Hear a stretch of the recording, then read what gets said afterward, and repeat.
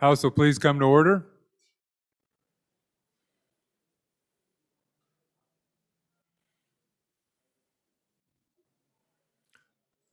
Chairman Eklund, do you have a privilege you'd like to introduce some folks to? Mr. Speaker, I do. I'd like to introduce you to two more Hey, members, we've got a member. more reasons that I'm up here. This is our oldest grandchild, our Addie Teeters, and oldest grandson, Rutley Hansen. And go and stand up.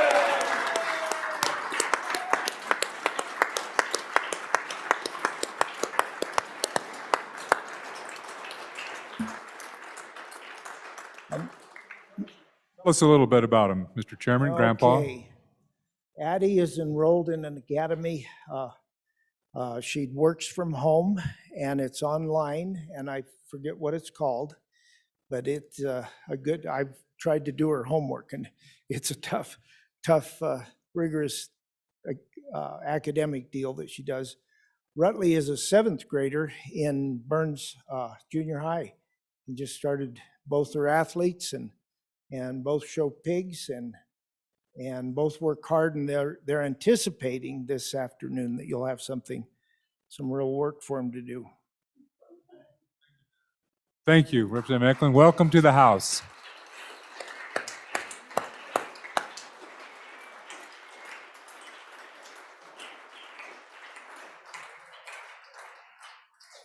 Representative Crago, would you like a privilege? Please proceed. Privilege of the floor, Mr. Speaker. Please.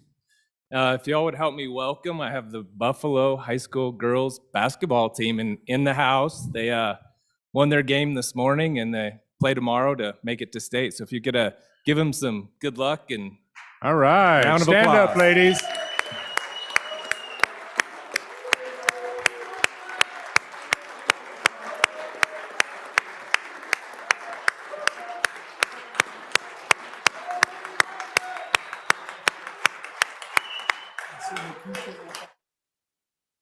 All right, maybe a little pickup game. Clausen, Western on my team.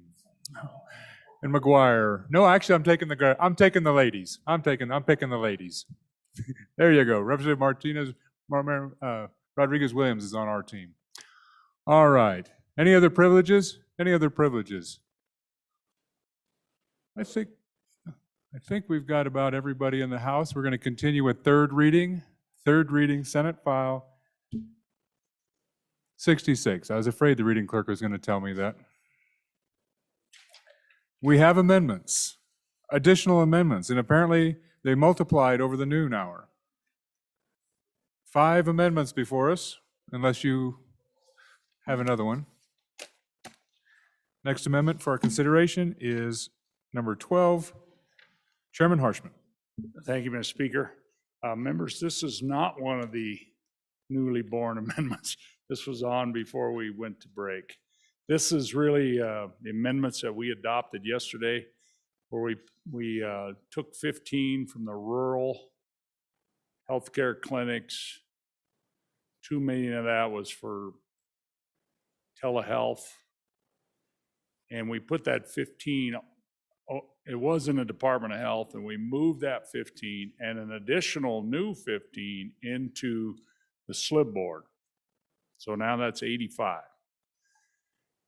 And then I heard from some of you, and then I just kind of felt bad. So hey, I'm bringing back an amendment that doesn't add any money, but does kind of a carve out of that 85 that we approved yesterday. Okay, and so that's what is on your amendment on lines 1 through 22. So it says, of this appropriation, that's the 85 million, the Office of State Lands and Investments, remember it was in the Department of Health, 5 million for rural health clinics, and it has these 2 paragraphs under what it's for, up to 3 million for a couple of grants, and then paragraph 2, Romanet II is 2 million for the rural telehealth projects. Everything else below that, line 24 of the amendment, is all just conforming, because on line 6 of the amendment, that That is a new paragraph A. The old paragraph A becomes B, and then B becomes C. So everything from line 23 on down is already in the bill. It's just conforming amendments where it was renumbered. So the only new stuff really is lines really 6 through 23, where there's a little carve out of that 85 million.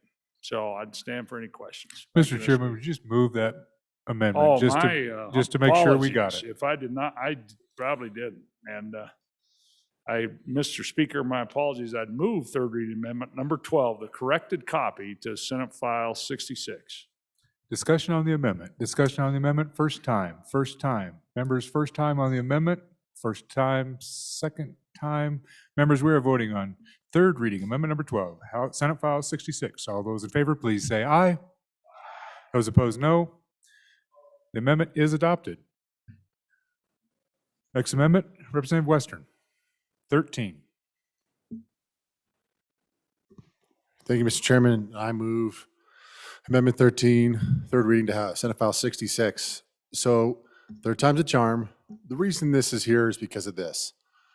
Building fiber to that last mile location is really expensive and not super profitable for these ISPs, these service providers.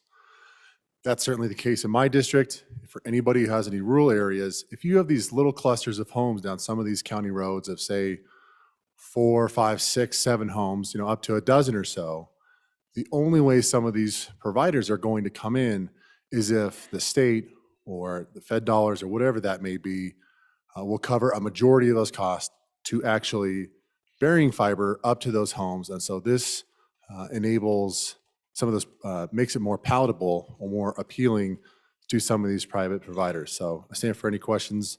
If not, please vote aye. Representative Larson, Dan. Mr. Speaker, thank you. I'd encourage a no vote on this. There is links in the star that we can connect to. Majority Floor Leader Summers, and then Vice Chair Larson, Lloyd. Majority Floor Leader. So, Mr. Speaker, thank you. And I guess I have a question for the Appropriations Committee at this point. I don't know whether there's matches in the 15, matches in the 10, what is required for a match, and then how this would change that match.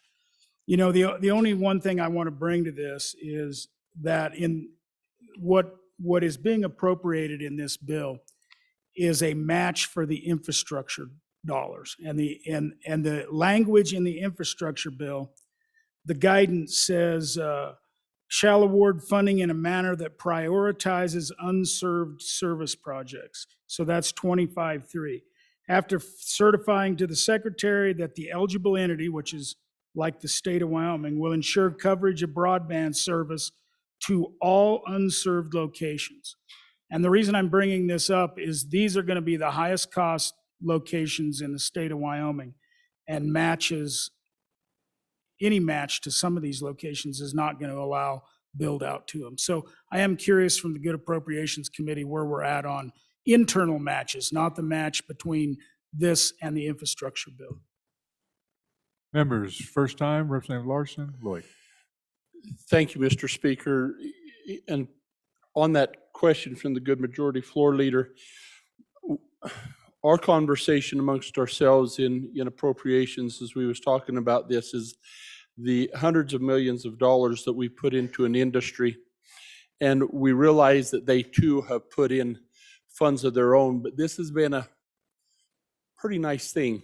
And we felt as we looked in this ARPA money that to have those providers as they expand their networks out and it enhances their ability to generate revenue as well as provide service, that expecting a little bit of, on this 15 million, expecting a little bit of match or participation seemed reasonable. The other 10 does not require everything that you'll see in the 604. The capital construction that we've mentioned earlier doesn't have a requirement with it. So if you had a provider who was looking at perhaps up in the tall guys part of the state. You had an area that just had a few houses here or there, and it was really hard to get people to go in and do that. Then they would probably make an application for where matches aren't required. If you had somebody that was doing a middle mile, or and they've got a lot of capital investment that they know that they're going to have to put in there too. Why wouldn't you do that and capitalize on that 15 million that's there? So I think that there's flexibility. I don't think that this impedes in any way the ability of a provider to get funds to really do those difficult last mile projects, getting homes connected or to rural places, and but that's our rationale. We just thought with all that we put in there in this one little pot, to ask a little bit of match was not, at least in our opinion, it didn't seem too crazy. So I'd encourage you to resist this amendment. Thank you. Representative Stith, first time on the amendment. Mr. Speaker, just a question for the sponsor of the amendment. The current draft language before this amendment, I believe, says that the private companies have to kick in 50 cents for each dollar, and the effect of this amendment is to reduce that from 50 cents to 25 cents for the last mile. Is that for last mile projects? Is that a fair reading of what the amendment does? Thank you. Any other members first time? First time on the amendment, first time on Amendment 13. Representative Washut, first time on the amendment. Thank you, Mr. Speaker. How much is that last mile in real dollars? What is the cost to run a mile of fiber optic? And when we divide it among 7 property owners at the end of the road, what does that come out to? I'd like to hear some real dollars. Any other members first time? First time on the amendment, first time, second time. Second time, Representative Larson, Lloyd. I would answer the good retired policeman. Mr. Chairman. Mr. Chairman and good retired police officer. Sorry, Mr. Speaker. And I was doing so good. It's really like if you're familiar with excavations and you're digging a ditch, it just depends on the ground you're going through. If you've got a lot of rock, it's going to take you more. So if you've got a lot of old alleyways and congested spaces in getting into these residential areas, it's going to be more expensive than maybe if you go into some easier digging. And I use digging, not in the real terms, but just it's going to vary from last mile to last mile. And I think to just say that this is going to be an average or a specific cost per last mile would be really difficult to say. Other members, Summers, second time to Stith. Thank you. Thank you, Mr. Speaker. So a couple of years ago, when we were looking at a fiber run around the community, it ranged from 50,000 to 300,000, depending like conditions, like was said. But if you think about the broadband, the infrastructure bill and getting 25.3 out there, even today getting 120, you can do a lot of that with microwave. So you're covering a lot of that country that's not even with fiber, right? It's just all, it's not cell, but it's like cell, right? It's all through the air. So you can do that fairly inexpensively. You just have to have fiber to a tower more often to get your data backhauled. And obviously that's a lot more reasonable rate. Representative Stith, second time on the amendment. Mr. Chairman, just as anecdotal evidence, it's my understanding that for one project in the southwest part of the state, that for this one particular piece of the project, it was $17 a foot. And on that particular project, it was costing $43,000 per household to hook them up. Any other members second time? Second time to the bringer, Representative Western. Thank you, Mr. Chairman, and to the good attorney on appropriations, that is correct, that this would lower it to 4 to 1. The other member of appropriations talked about, this is the match just for this 15 million, and that's true. The reality is in those $604, our chief executive could impose any match or no match if they want. And I would like to think that that our good chief executive would have the discretion to not, but right now that's unknown. Whereas we can put this type of match to help these providers get broadband out to these rural households in these small clusters. And so that's ultimately why I'm bringing it. So on and forth. Thank you.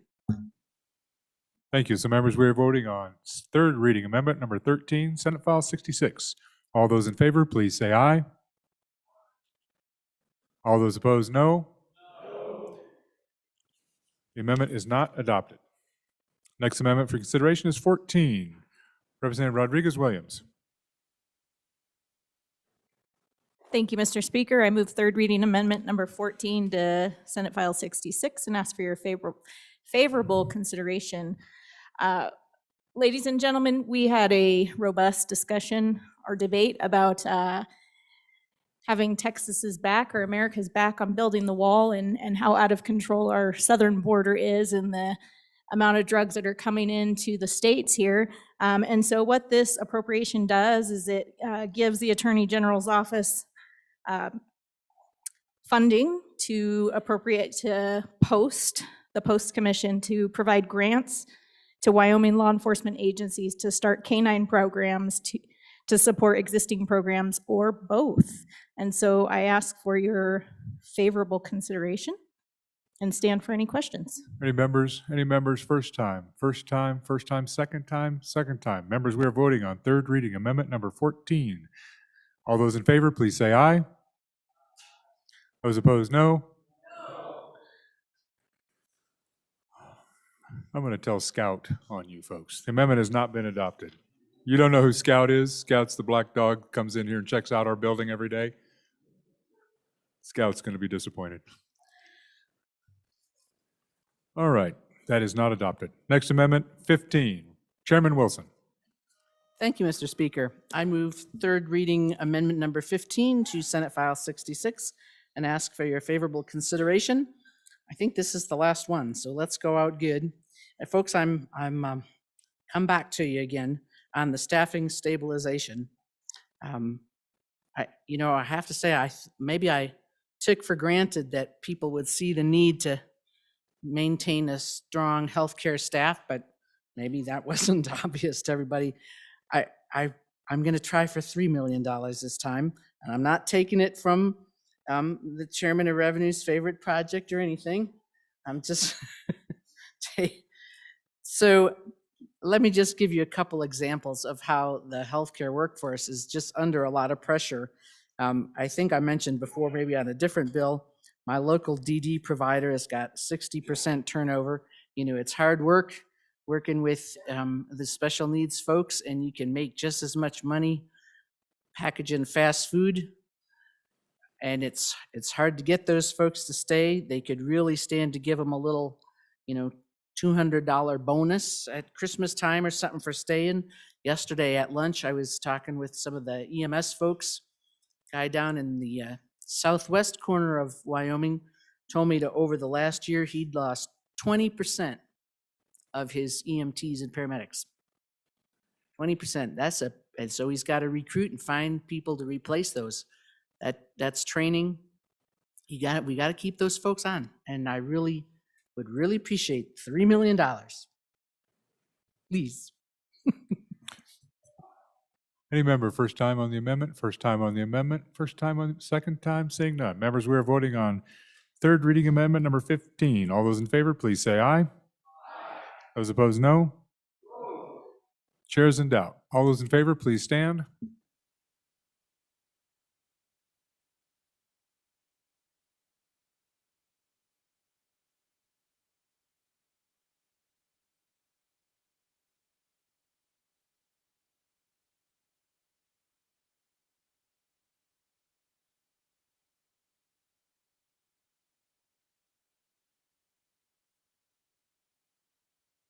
Let's count it. So, folks, this is going to be probably a one vote count. So everybody needs to stand still and let's make sure we get a count.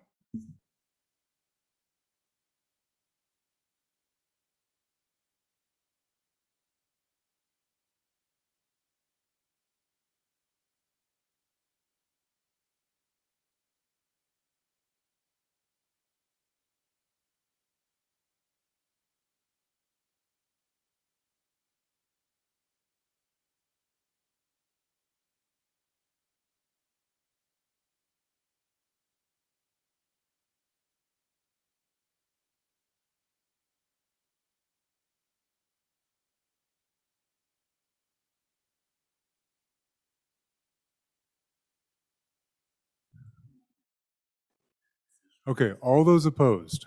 All those opposed?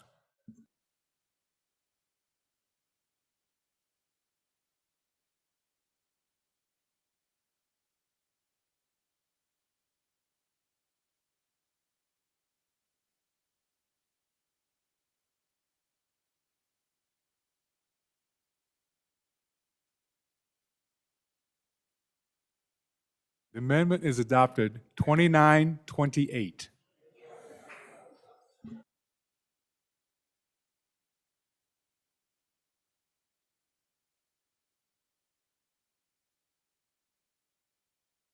All right, members, we have one more amendment to delete the enacting clause. Representative Fortner, please proceed.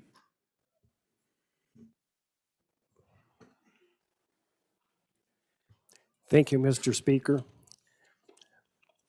Mr. Speaker, I move to third reading amendment number 4, Senate number 66.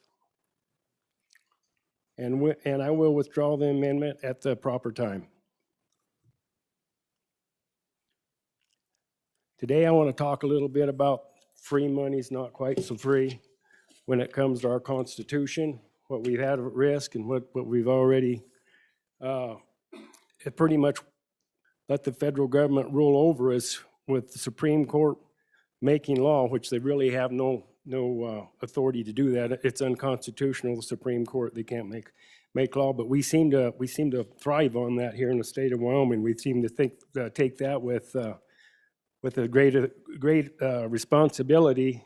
And but anyways, I want to talk about the U.S. Constitution, what it's cost us up to this point as far as constitutional rights. So far in the U.S. Constitution, the Supreme Court, U.S. Supreme Court, because the state has let them, has managed to turn back the 9th Amendment, the 10th Amendment, the 11th Amendment, and the 14th Amendment just recently, all due to the Biden's COVID mandates.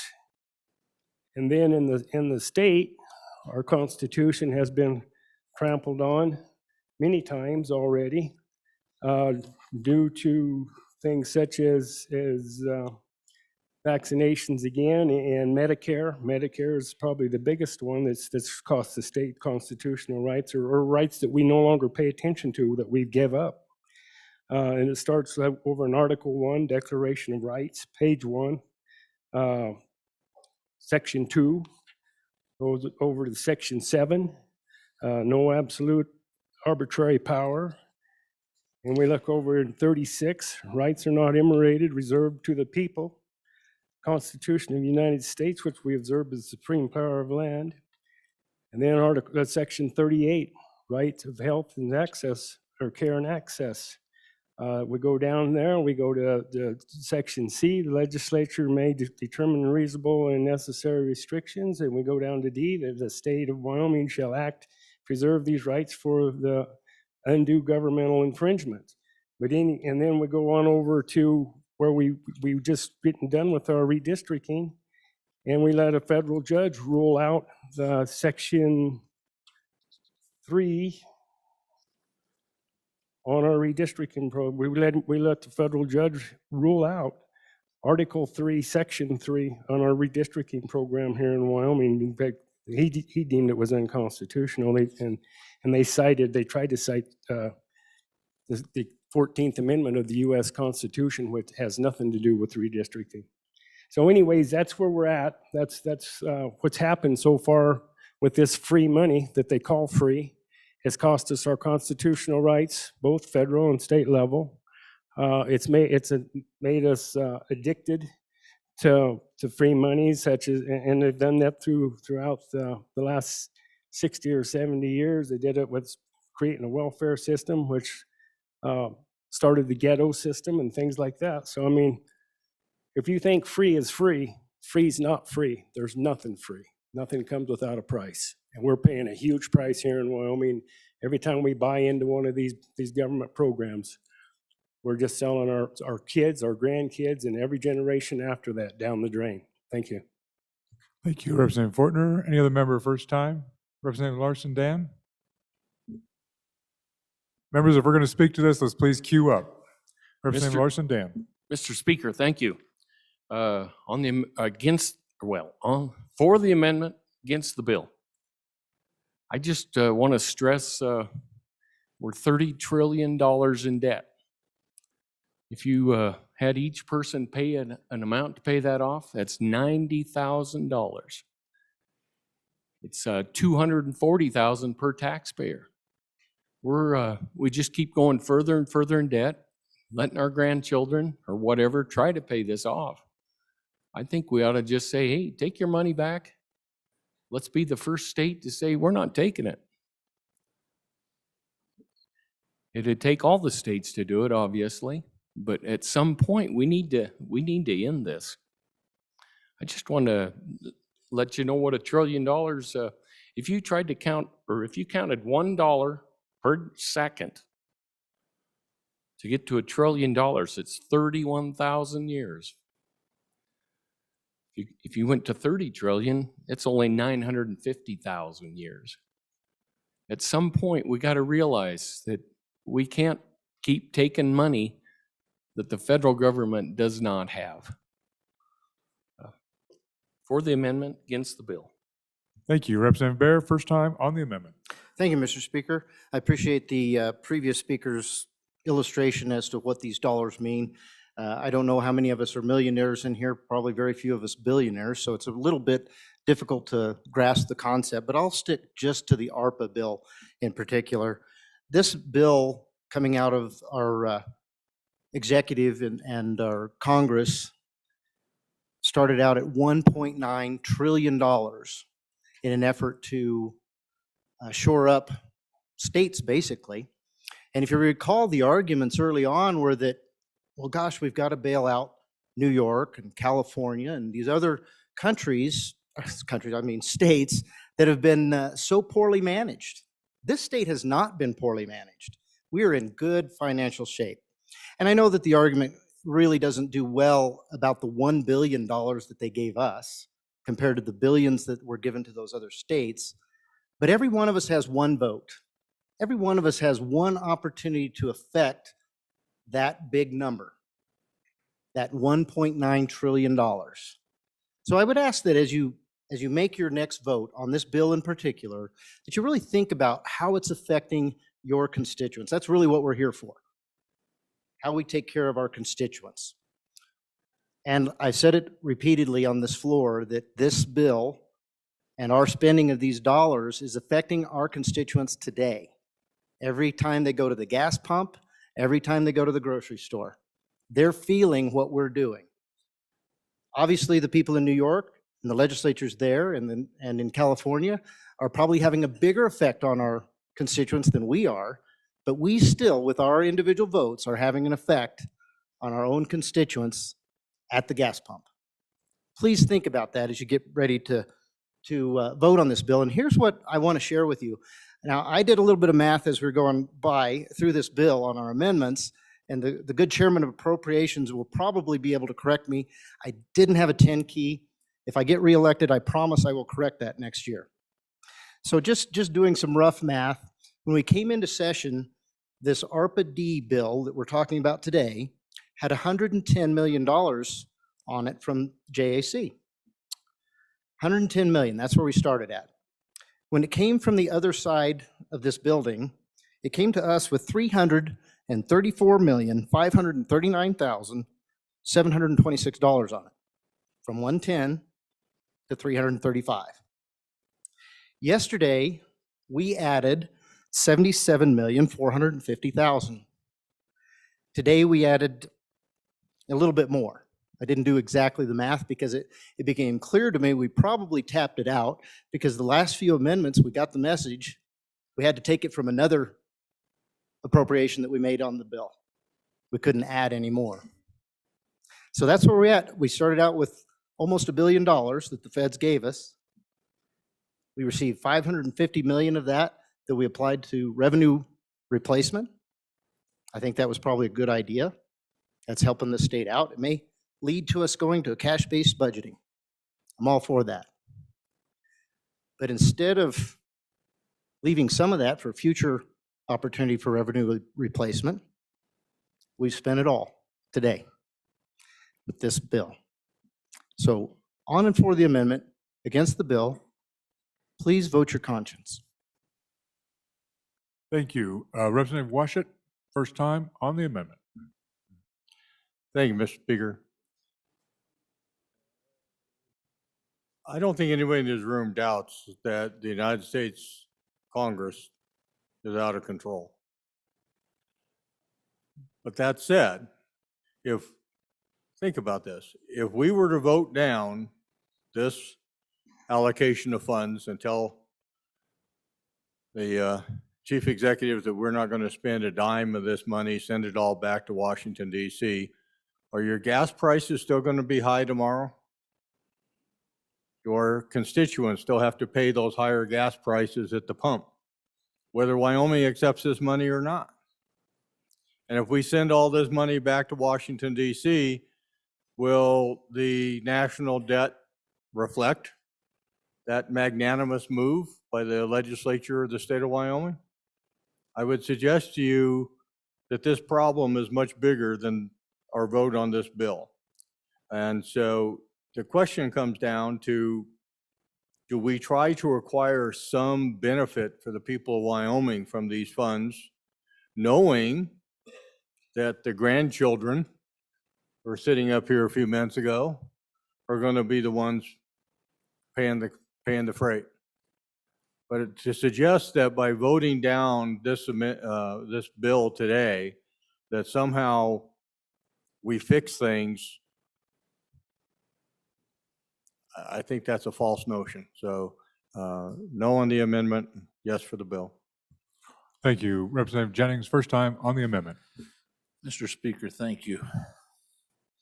Members, I'd agree with what the last speaker said. If we're magnanimous and we send this back, nobody's going to know. Except those kids, those grandkids. You all have them. You go back and think about how this country was founded. People gave up everything. I'm glad they were willing to pay a price for us to have the freedom to sit here and spend money that we'll never repay. But I look at that and I think, those kids, those young people out there, go home tonight and explain to them that you helped. We're not going to solve the problem by turning down the money. I don't even expect us to do it. But I think we need to make a statement. We need to make a realization that, hey, we're indenturing probably not our grandkids, probably our great-great-grandkids. Somewhere down the line, we look at that and we think, did we stand up? We're not going to solve the $30 trillion here today, next week, next year. I don't know if we even get around this financial cliff that's been set up for us. But you know what? I'm glad that Valley Forge happened and those people, they had things they could have spent their own money, stayed home, farmed, raised money. Instead, they went and they paid a price for us to have freedom. And isn't freedom what this bill's about? Taking this money? Isn't there a statement of freedom that says, you know, federal government, you're out of control. We haven't been able to get them to get themselves in control. What would it look like if Wyoming took the lead and said, you know what, we're not taking any more of this money. We see the danger to our great-great-great-grandkids. There's a danger. It's real. It's going to happen. Probably 20, 30 years ago, we passed the point where one of those great commentators said, not very many countries in society or in history have ever survived taxing 30% of their GDP. We've surpassed that and gone even further. How in the world would we explain this to our kids? That we took that money, we did some good things with it, no question about it. No question, we're doing some good things.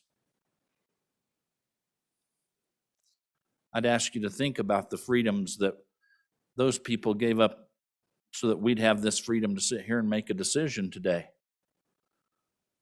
It doesn't solve it, whether we vote this up or down. It doesn't.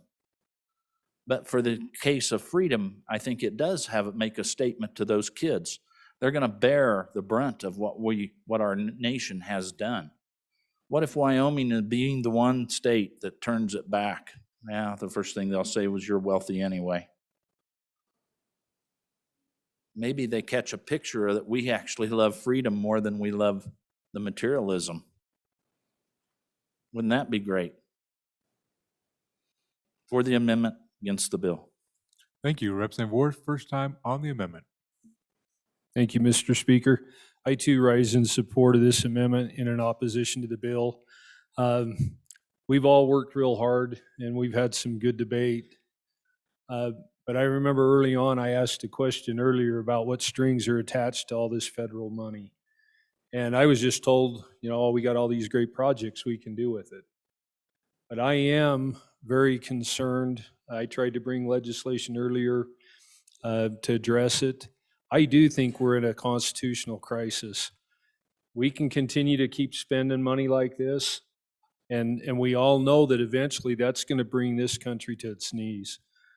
And I do think, I feel like I'm lecturing people that are all pretty much in agreement, but I can also say we are out here accepting these funds. And it is hard. I was asked, if we turned it back, it's not going to save anything. Somebody else would spend it. And I think it comes back to the principle, and it does come back. What do we value more? I think out of all the states in the union, we've talked about how our state is solid. And I think out of all the states, we're probably one of the few that could actually stand up and tell the federal government, you know what? We're not going to sell out. We're not going to take the funds because we believe our freedom's much more important. And I agree. The money we didn't spend would be spent by somebody else. But it's the principle. And I remember there was a person that had made this statement dealing with an act that had to do with our health. And this individual said, well, you got to pass it to know what's in it. And I hate to say it, but I feel an awful lot like that. And that's why I'm going to vote no. I don't intend to kill this bill, but I think I need to send a message. I'm not going to vote for something that I don't know what strings are attached. And I don't think any of us thought of that, but I do. I look at this and I think we're being told, spend it. We're going to give you all these other goodies to come along. We got all these fabulous matches to take advantage of. But I ask the question again, what strings are attached? And the answer remains the same. We'll know once we pass the bills. And I think that's wrong. So, Mr. Speaker, vote your conscience. But I've said my piece. Thank you. Thank you very much, Representative Larson. Lloyd, first time on the amendment. Thank you, Mr. Chairman. And would resist this amendment and ask for your support on the bill. We have received guidance throughout this process on what strings are attached, if any, on how we use the ARPA direct funds. Some of them qualify, some of them don't, but none of them, they have to be expended on a certain amount by a certain amount of time and for certain things, and we've complied with that. I would like to just express my gratitude to the body for the thoughtful, considerate debate we've had on figuring out how to allocate these funds that we've come into through the through the ARPA Act.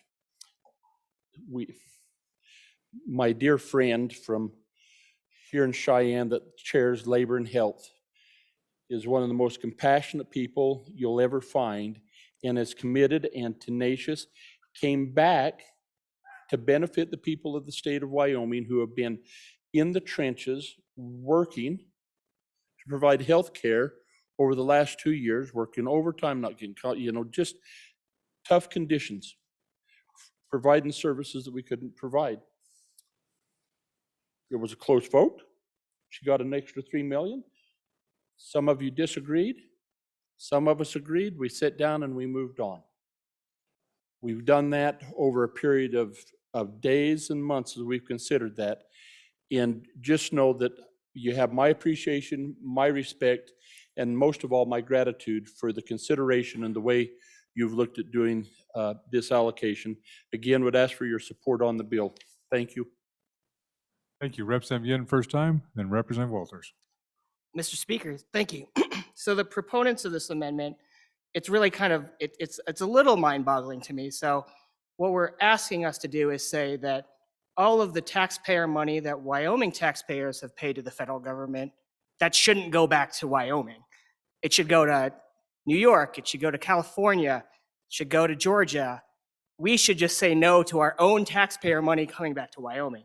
That's, I mean, you know, it's a little confusing to me on why we would choose to do that when we could be helping our hospitals, when we could be helping our communities, when we could be helping making sure that we all have access to the services that we need in Wyoming. Why would we say that we've paid all of this taxpayer money to the federal government only to say that we shouldn't receive the services for that taxpayer money here?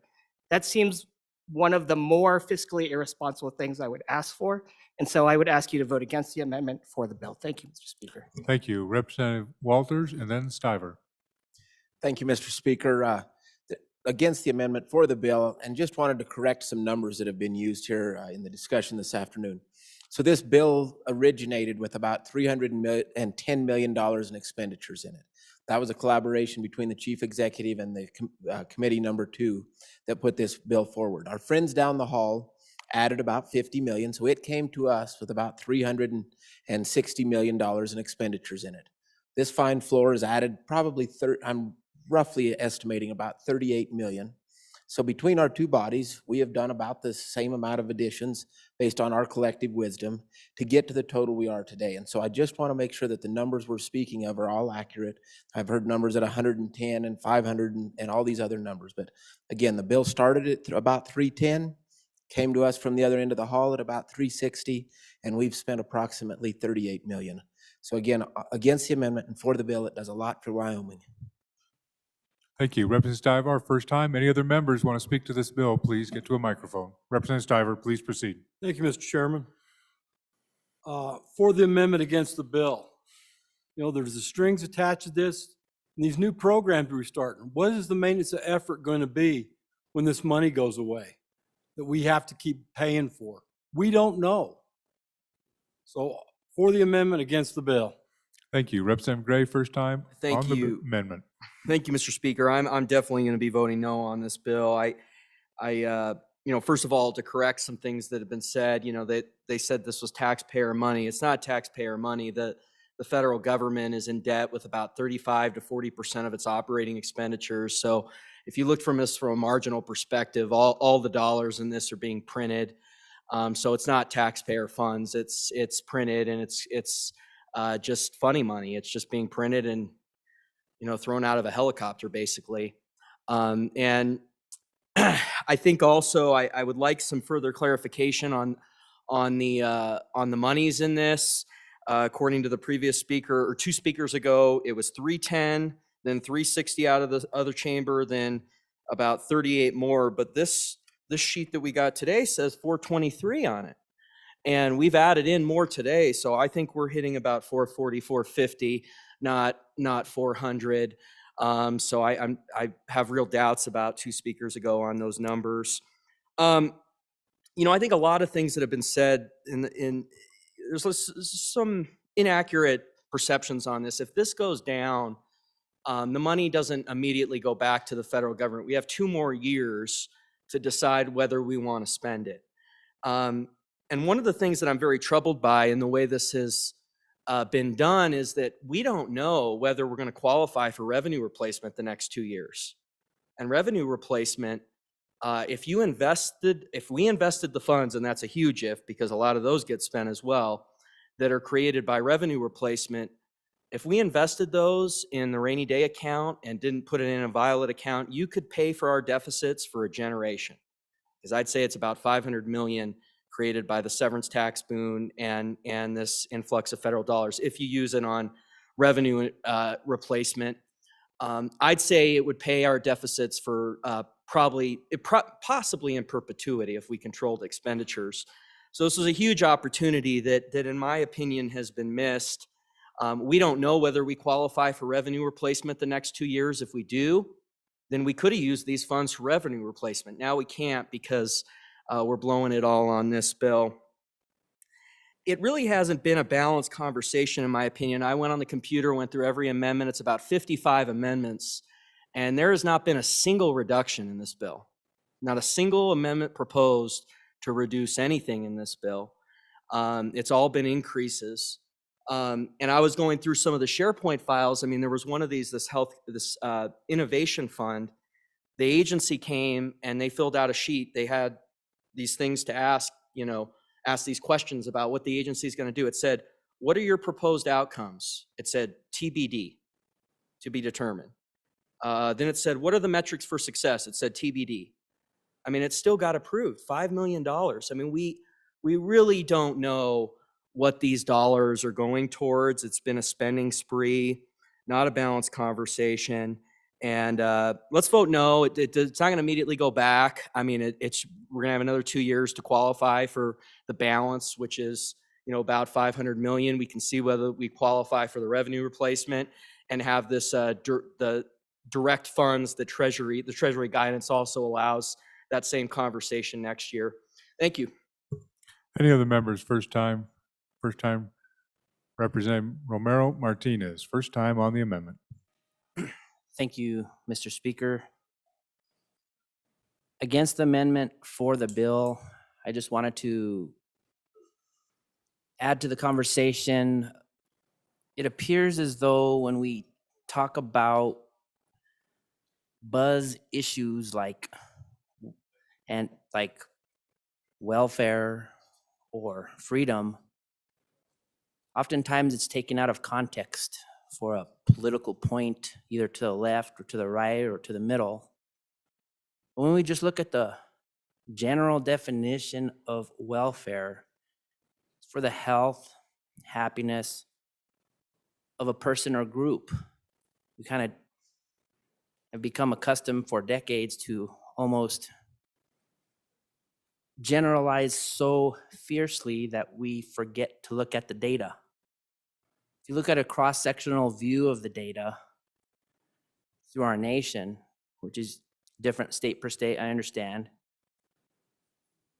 41% are age 18 or younger, 12% are elderly, and you can Google some statistics and fill in the rest of the blanks. When it gets into socioeconomic demographics, the picture is even more clear that just shooting from the hip for a buzzword is not only untrue, it's just not applicable. When we think of freedom, of course we all believe in freedom, but from what perspective? Freedom from the founding fathers, according to most historians, meant freedom from the perspective, freedom in relation to the Creator, minus the ability to use the name. Against the amendment, for the bill, let's take abstract notions and realize that we're doing the best we can. We don't have all the answers. Against the amendment, for the bill. Thank you. Thank you. Representative Knapp, first time on the amendment. Thank you, Mr. Speaker. For the amendment and against the bill, this is this will be one of our last opportunities to speak on how we feel our government is working, how we're working, the frustrations of the public. And so it's very important. I consider myself a pretty level-headed person. I'm a budget person. I'm empathetic. We have had great debate here because the debate focuses on people, what we've been through in the last 3 years, what we hope to have for the future, but we're running in a wheel. To me, I look at the hospitals. the hospitals were overwhelmed by a pandemic and how any of us feel about it is irrelevant. Surgeries stopped. Hospitals did not have a way to make revenue except through the federal government. So here we are now in a circular motion of saying, thank you, federal government, for giving us the money to give to our hospitals because you shut them down. Small businesses. 40% of the restaurants went out during the pandemic. And now we're in a supply chain issue that no one can explain. There's plenty of truckers driving across the country right now. There's ships hanging off the ports right now. No one can really explain it. We're in a circular motion. More small businesses will go under because of this supply chain issue than you can ever imagine, and it's right around the corner. So we're getting money from the federal government again to say, gee, small businesses, because we haven't solved this supply chain issue, if it's real, we're going to give you money from the federal government, and here's the strings attached. It's frustrating. It's frustrating as a citizen. It's frustrating as a member of the legislature to see this kind of money being funneled to states to solve problems that the federal government created. So this is our last opportunity to say, this money will do good. You know, I voted for money back into mental health services. There's parts of this bill that are amazingly good. But if you took all the people in a room and we pulled all our money together in our wallets to say, what good can we do for our state? And we pulled that money and we came up with a list, and suddenly somebody said, wait, I have another idea, but I need IOUs from everybody. And everybody said, great, I have an idea too, and I have an idea too. And pretty soon we're left with a pool full of IOUs that we're handing to the next generation every time. And we can feel good about what we do because we can say, well, we gave X amount to hospital employees. Everybody was a hero. Everybody was a hero during this pandemic. Everybody's a hero now. These small businesses are relying on us to make a difference. Our communities are relying on us to make a difference. And I appreciate that we can do what we can do with the money we have, but we are spending IOUs. Thank you. Any other member, first time? First time, first time, first time, second time to the sponsor. Representative Fortner. Thank you, Mr. Speaker. I guess what I want to do is I want to say what the Constitution means to me and millions of people that's fought and died for it. It means freedom. It means rights. It means happiness. And most of all, it means being American, because foreign countries that's socialist, communist, or whatever else, they do not have the rights and the luxuries that we have to be American people with the United States Constitution and the Wyoming Constitution. That's just the way it is. And above all, when we signed on for these jobs, we swore an oath to protect the Constitution in this body right here. So, I mean, I do not understand why we would sell our Constitution to the federal government after the founding fathers made it so obvious that it's a one-time deal. Once it's gone, it's gone. Thank you very much. Would you please withdraw the amendment? I'd like to say no on the bill, and I withdraw my amendment. Thank you.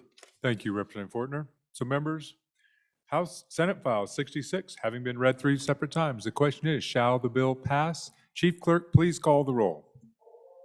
Andrew, Baker, Banks, Bear, Blackburn excused, Brown, Burkhart, Burt, Clausen, Connolly. Aye. Crago, Duncan, Eklund, Ayer, Flitner, Fortner,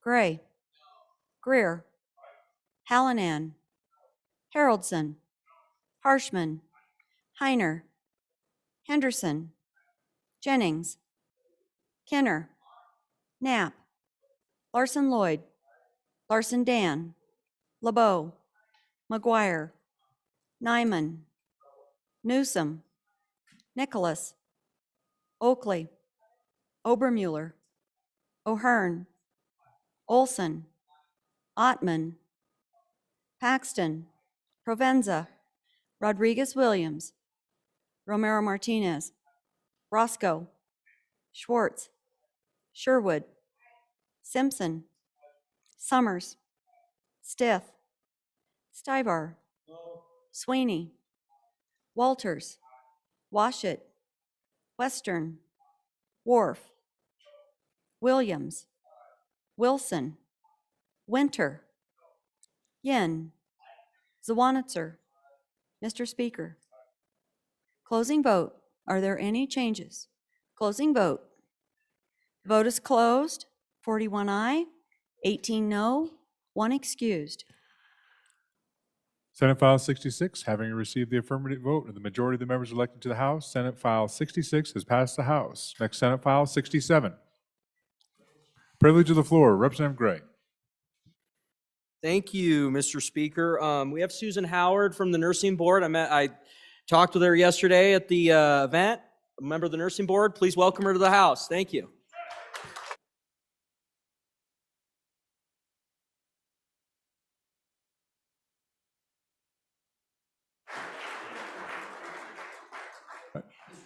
You have a little more? Go ahead, Representative Gray. Thank you, Mr. Speaker. I didn't see, we also have Alicia Lepard from Gillette, who's a nurse practitioner up in Gillette. Please welcome her to the House. Thank you.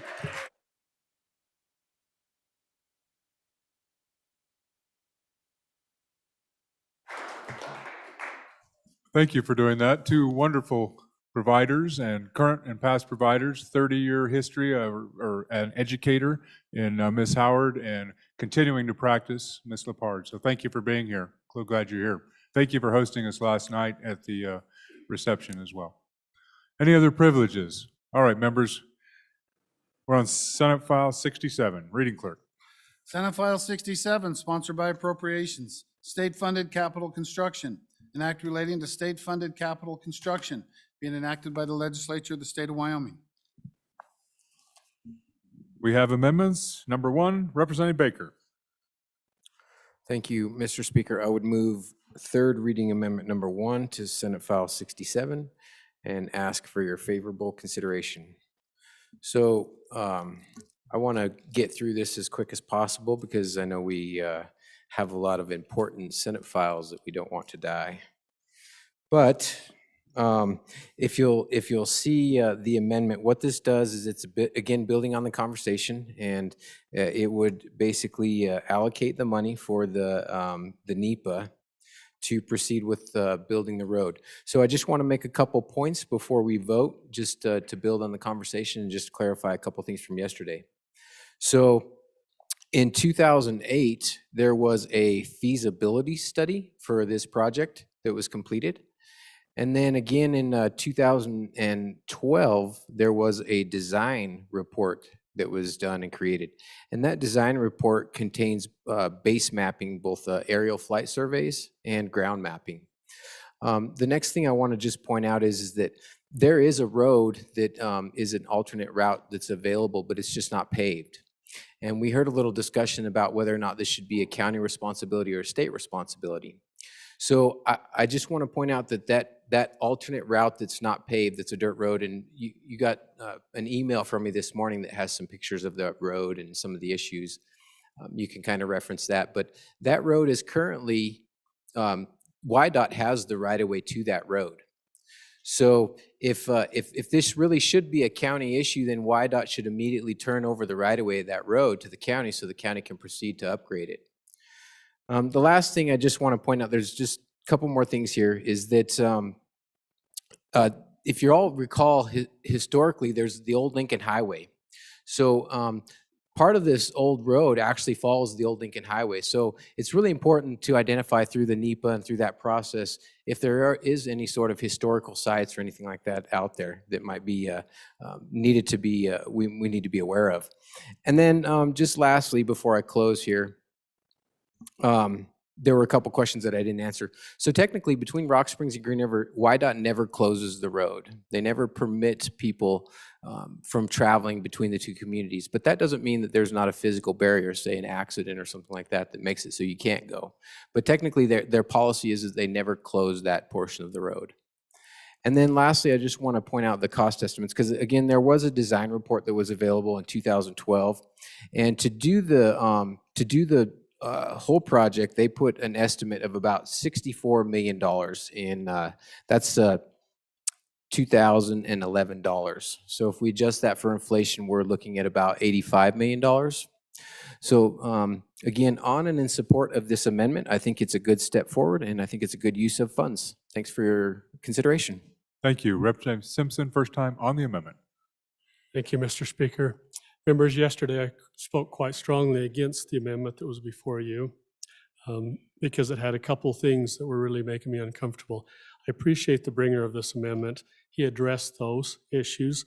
We're now looking at a phased approach with the recommended alternative identified now. The NEPA process is the very next step. And the second issue that was important to me is that we include Sweetwater County involvement. And this requires Sweetwater County to participate to the tune of $100,000 toward this NEPA process. I really appreciate including them. I think it is a county issue, and by including them, we get their involvement. And then we can determine after the NEPA process exactly how the road will be funded. So I recommend we approve this amendment. Thank you. Thank you. Any other member first time? First time. Chairman Burkhart. Thank you, Mr. Speaker.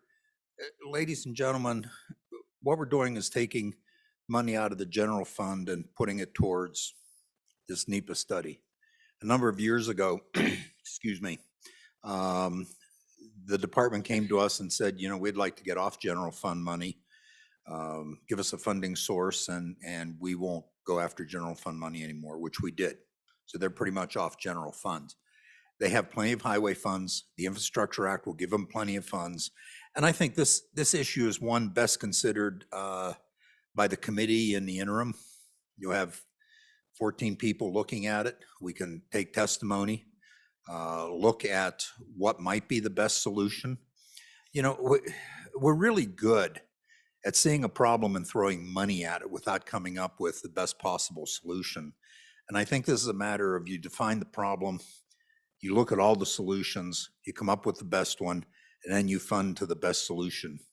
And that makes a lot more sense than just throwing money at an issue, especially out of the general fund and putting it into the capital construction budget, when the future holds for us a lot of infrastructure money that can be used in these areas and is intended to be used in these areas. I think it's something that can be looked at in the interim, and I've offered to do that in committee. So excuse me again. So I think best just no on the amendment and let's go forward with the way we normally do things. Thank you. Representative Sweeney, first time on the amendment. Thank you, Mr. Speaker. I would urge an aye vote on this particular one. I believe the good representative has worked on this for a number of years, and he's trying judiciously to work for his constituents. And I just would urge your support. I think this would, hopefully, he can work with all the parties concerned, including county commissioners. And I think it's time. Thank you. Representative Sherwood, first time on the amendment. Thank you, Mr. Chairman. I would also encourage a no and think about this as an interim topic from a more holistic perspective. This is not the only community impacted by the interstate, I-80. The district that I serve is also in need of an alternative route. And so I think working with our transportation folks to have, again, a more statewide view of this problem would be helpful. Thank you. Any other members first time? Representative Hallinan, first time on the amendment. Thank you, Mr. Speaker.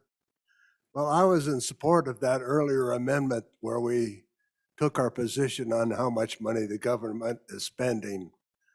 But I think that this is a bill that deserves our support. It's for our community's well-being, and it's not a great deal of money. I think it's well researched by the representative from that area. And for that reason, I urge that you support this amendment. Thank you, Mr. Speaker. Thank you. Any other members first time? First time, second time, second time to the sponsor. Representative Baker. Thank you, Mr. Speaker, and thank you, body. I appreciate that. I don't want to push back. The arguments are the same as far as money and what we have is available. I want to just thank everybody, and I want to see as many Senate files as possible pass. I'll call for the question. Thanks. Thank you. Members, we're voting on third reading amendment number 1, Senate File 67. All those in favor, please say aye. Aye. Those opposed, no. Chair is in doubt. All those in favor, please rise.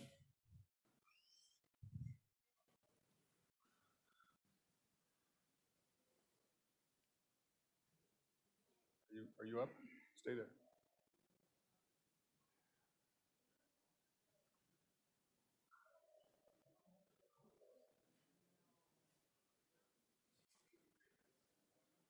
I had 25. Members, please stay standing. This is going to be another close vote, depending on who's on the floor.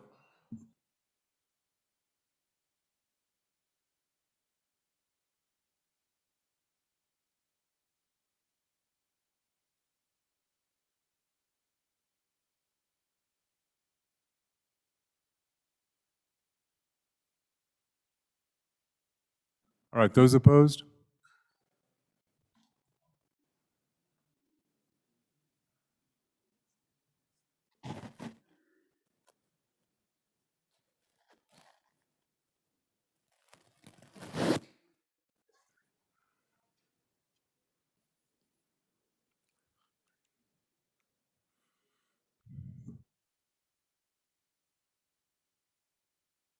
$25.33. The amendment is not adopted. Next amendment. Privilege of the floor. Oh, I'm sorry. Representative Gray, privilege of the floor. Thank Please you. proceed. We also have in the chamber Heidi Laux, nurse educator at Casper College, and the wife of Representative Bunky Laux. All right.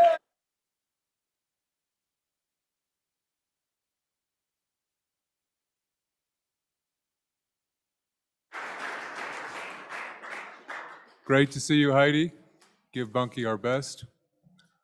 Are there other nurses in the gallery? Apparently, there was a conference. Would all the nurses stand up? Let's just express our thanks to all the nurses up there. All of you. All of you. Stand up.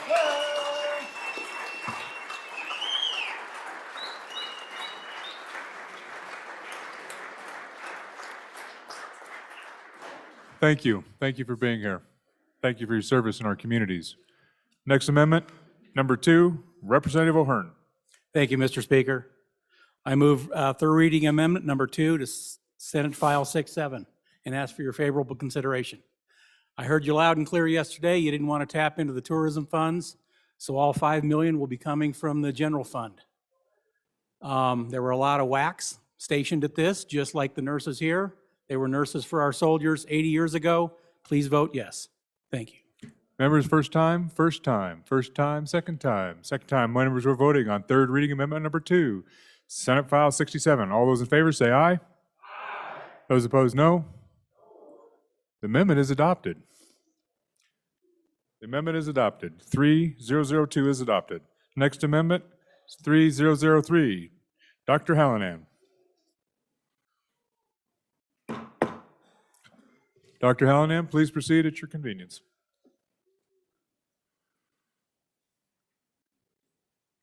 Thank you, Mr. Speaker. I bring you third reading amendment number 3 to House Bill or to Senate File 76, or 67, excuse me. Well, if you take a look at this amendment, sir, you'll see that I'll just read it to you. On this, it starts with on B of this other funds appropriation, $28,716,812 shall be expended only to complete the renovation or additions to the College of Law. As a condition of this appropriation, and upon completion of the renovation or additions to the College of Law, the University of Wyoming shall install in the College of Law a plaque of not less than 3 feet by 5 feet that states that the addition and renovation was funded by the state of Wyoming, made possible by Wyoming's energy industry. And that is the amendment that I propose to you, Mr. Speaker. And if I just have a moment, I'll say why I'm proposing this. It's because the energy industry needs to have some recognition at the University of Wyoming, at the College of Law. Now, this fully funds the College of Law.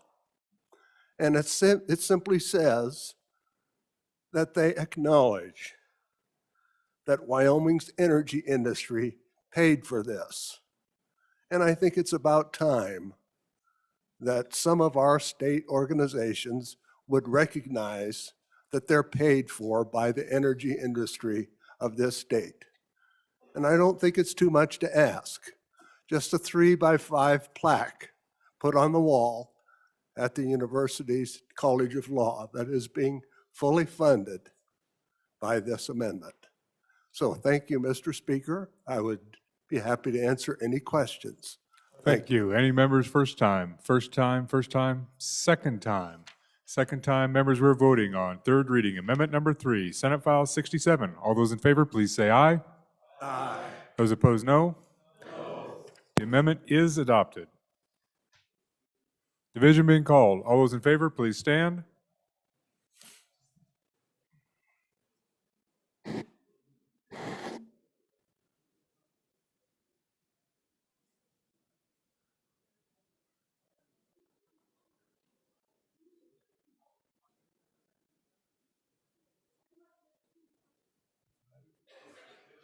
All those opposed?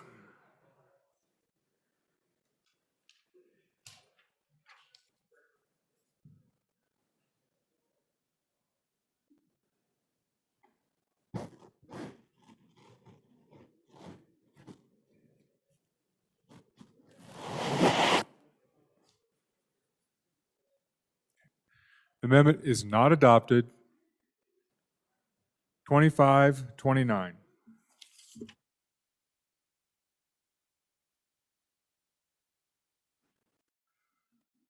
Next amendment, 3004, Chairman Flitner.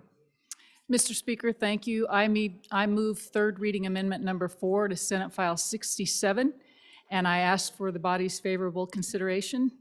This would be inserted in Section 6, subparagraph A. There is appropriated $3 million from the general fund to the Office of State Lands and Investments for the purposes of providing grants as specified or as provided in this section for qualifying special events conducted on the grounds of any outdoor or indoor rodeo with a total seating capacity of over 7,500. This appropriation shall blah, blah, blah, blah, blah. It will be, so I will continue, sir, but they can read. Please go on. Thank you. It will be in the form of a grant awarded for infrastructure projects to create or enhance pedestrian transportation infrastructure to increase safety and avoid pedestrian and vehicle interactions and conflicts. Expenditures will be in a 2-to-1 match and in-kind contributions. So you might wonder where this is coming from. And you might wonder which rodeo in Wyoming or which grounds would this support. And I think there's only one, and it's right here. And you wonder why somebody from Bighorn County would be behind this amendment, and I'll tell you why. I was born on July 10th, and 2 weeks later, I spent my first performance at CFD. My dad was a steer roper. We didn't recreate or have vacations, but the last full week of July was our vacation on the fairgrounds at CFD. And so it's near and dear to my heart. I'm also your chairman of TRW, and I've witnessed over the course of time, in the last so many years, this intersect between recreation and tourism and safety. And whether we like it or not, people have discovered our beautiful state, and they come to this state, and I think it behooves us to ensure that when they're here, that they enjoyed this beautiful state and all of our amenities, and we do so and require their safety. So it was brought to my attention that that the rodeo, that CFD has the opportunity to pick up some ground across the interstate. It will be provided by, well, I'll let the good representative from Laramie County explain that, but because of this opportunity and this ground, they would be able to have a parking opportunity, but then they still have to get across the interstate. And what better way to do that rather than busing people, but then to create a pedestrian walkway. So much for y'all to consider, but I would ask for your support. Stand for any questions. Thank you. Representative Banks, first time on the amendment. Thank you, Mr. Speaker. So you addressed one of my questions, which was how many facilities seat over 7,500 in Wyoming. I assumed that this was specific to the county in which we are sitting. I guess I'm not sure why, and I sort of understand, but I know the community in the northwest or the northeast corner of the state hosts the National High School Rodeo. I won't say the whole name. We also host that in my community as well. So it just seems like this should be broader and more applicable to other rodeo grounds in the state. So I would urge a no vote. Representative Duncan, first time on the amendment. Thank you, Mr. Speaker. I urge an aye vote. This is a rare opportunity to acquire this particular piece.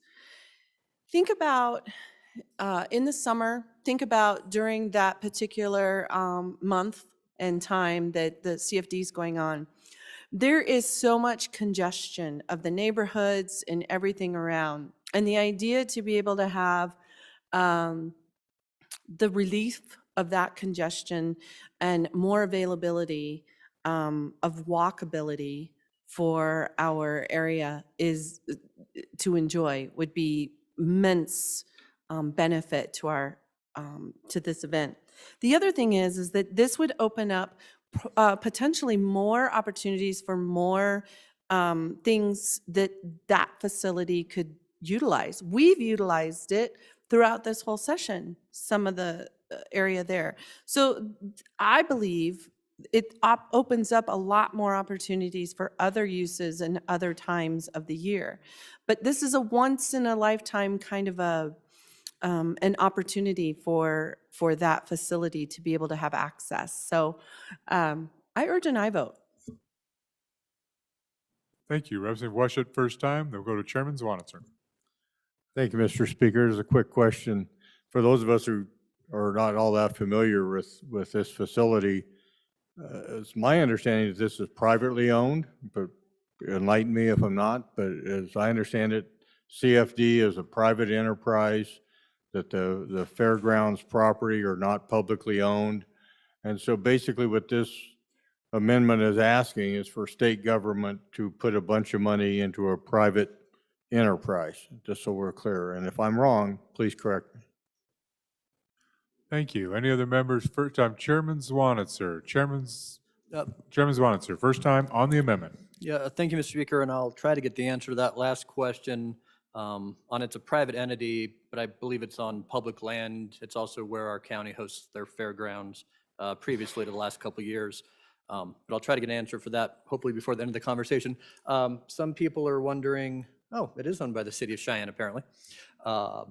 People are wondering why this kind of perhaps came out of nowhere. It was a recent opportunity that's not even totally I shouldn't say totally signed off on yet, but agreed upon that the area just to the west of the park that hosts this event, owned currently by the U.S. military department. They're doing some things in conjunction with other federal regs.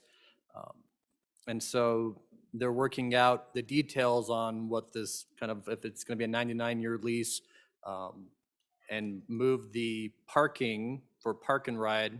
I assume most of you have been to our largest outdoor rodeo in the world, and maybe even taken one of our local school district 1 buses from the park and ride into the park and had to wait perhaps for up to 90 minutes, especially after a concert. So this opportunity kind of came together in the last 2 or 3 weeks, and that's why kind of the late ask, and it wasn't on an earlier project. We did look at ARPA funding. It met 2 out of 3 criteria, but the third was a little murky, and so not the right place to go for a project of this size. So, you know, this event does bring in $40 million to Laramie County. We get about 140,000 people from out of state that come every year to this, and it really is kind of a good, you know, public-private partnership in conjunction, right? There's a lot of conversations going on between our Department of Transportation, our U.S. military department, the Cheyenne, I guess I can just say Cheyenne Frontier Days. I hope that's not a proper name, who's all trying to coordinate this on kind of short notice and trying to make it work. And this match would go to great lengths to provide kind of an all-year access over our interstate to the country club, to the rodeo grounds.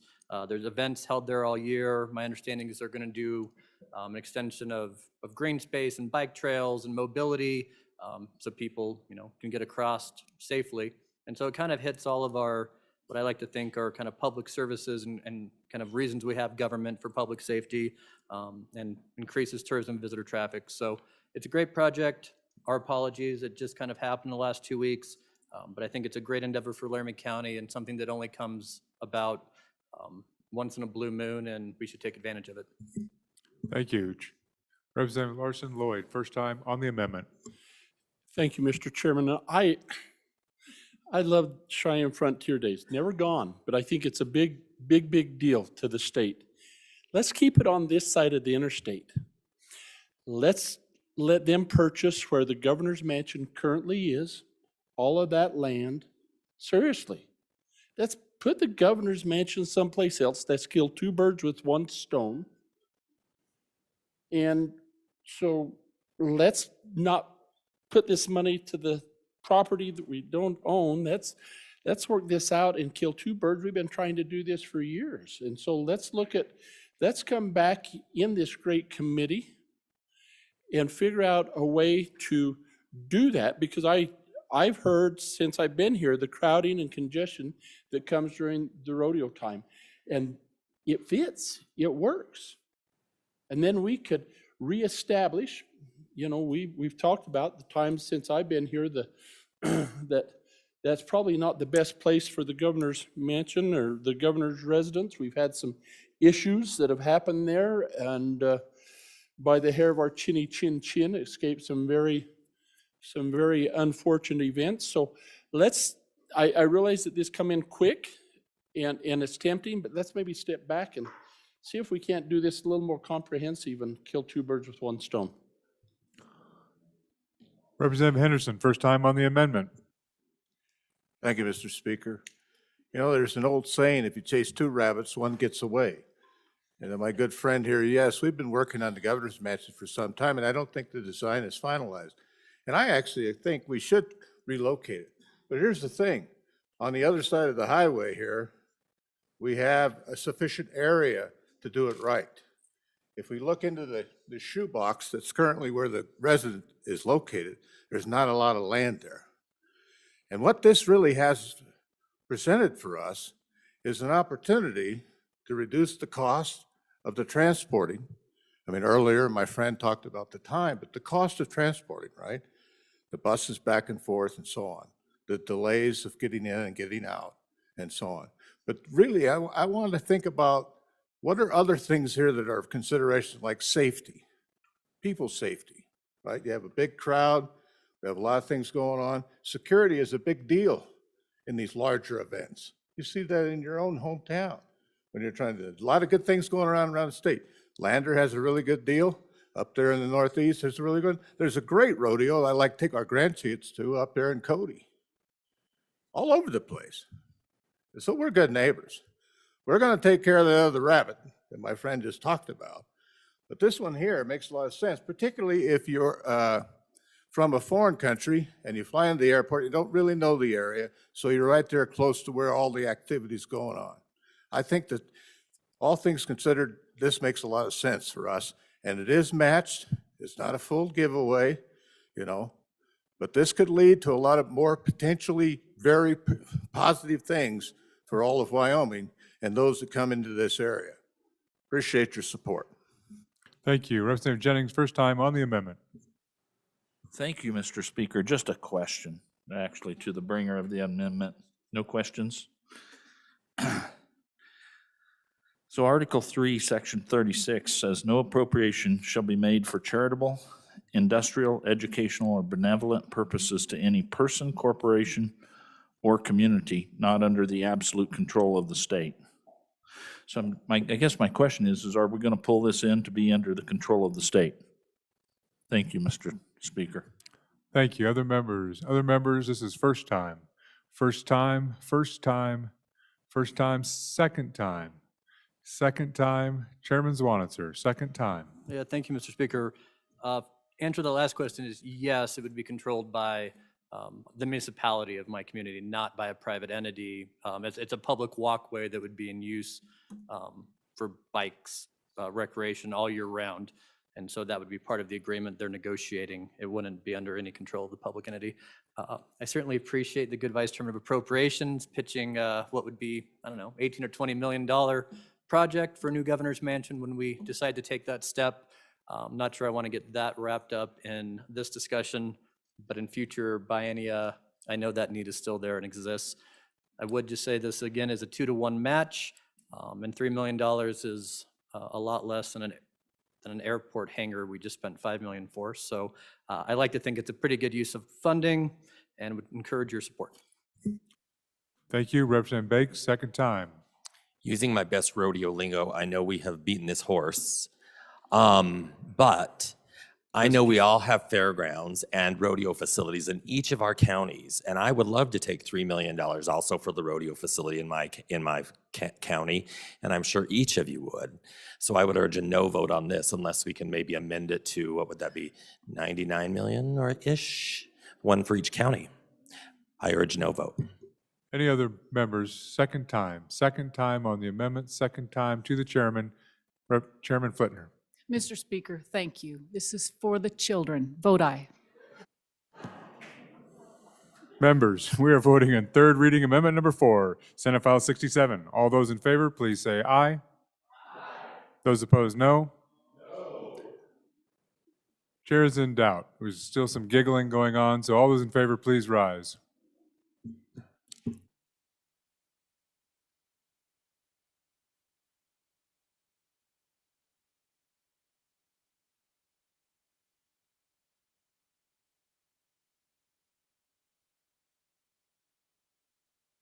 All those opposed? More than 21. The amendment is not adopted. Senate File 67, having no more amendments, thank goodness. Having been read 3 separate times, the question is, shall the bill pass? Chief Clerk, please call the roll. Andrew. Baker. Banks. Bear. Blackburn excused. Brown. Burkhart. Burt. Clausen. Connolly. Aye. Crago. Duncan. Eklund. Ayer. Flitner. Fortner, Gray, Greer, Hallinan, Haroldson, Harshman, Heiner, Henderson, Jennings, Kenner, Knapp, Larson Lloyd, Larson Dan, LeBeau, McGuire, Nyman, Newsom, Nicholas, Oakley, Obermuller, O'Hearn, Olson, Ottman, Paxton, Provenza, Rodriguez Williams, Romero Martinez, Roscoe, Schwartz, Sherwood, Simpson, Summers, Stith, Stivar, Sweeney, Walters, Washit, Western, Wharf, Williams, Wilson, Winter, Yin, Zawanitzer. Mr. Speaker, closing vote. Are there any changes? Romero Martinez, closing vote. The vote is closed. 44 aye, 14 no, 1 excused. Senate File 67, having received the affirmative vote of the majority of the members elected to the House, Senate File 67 has passed the House.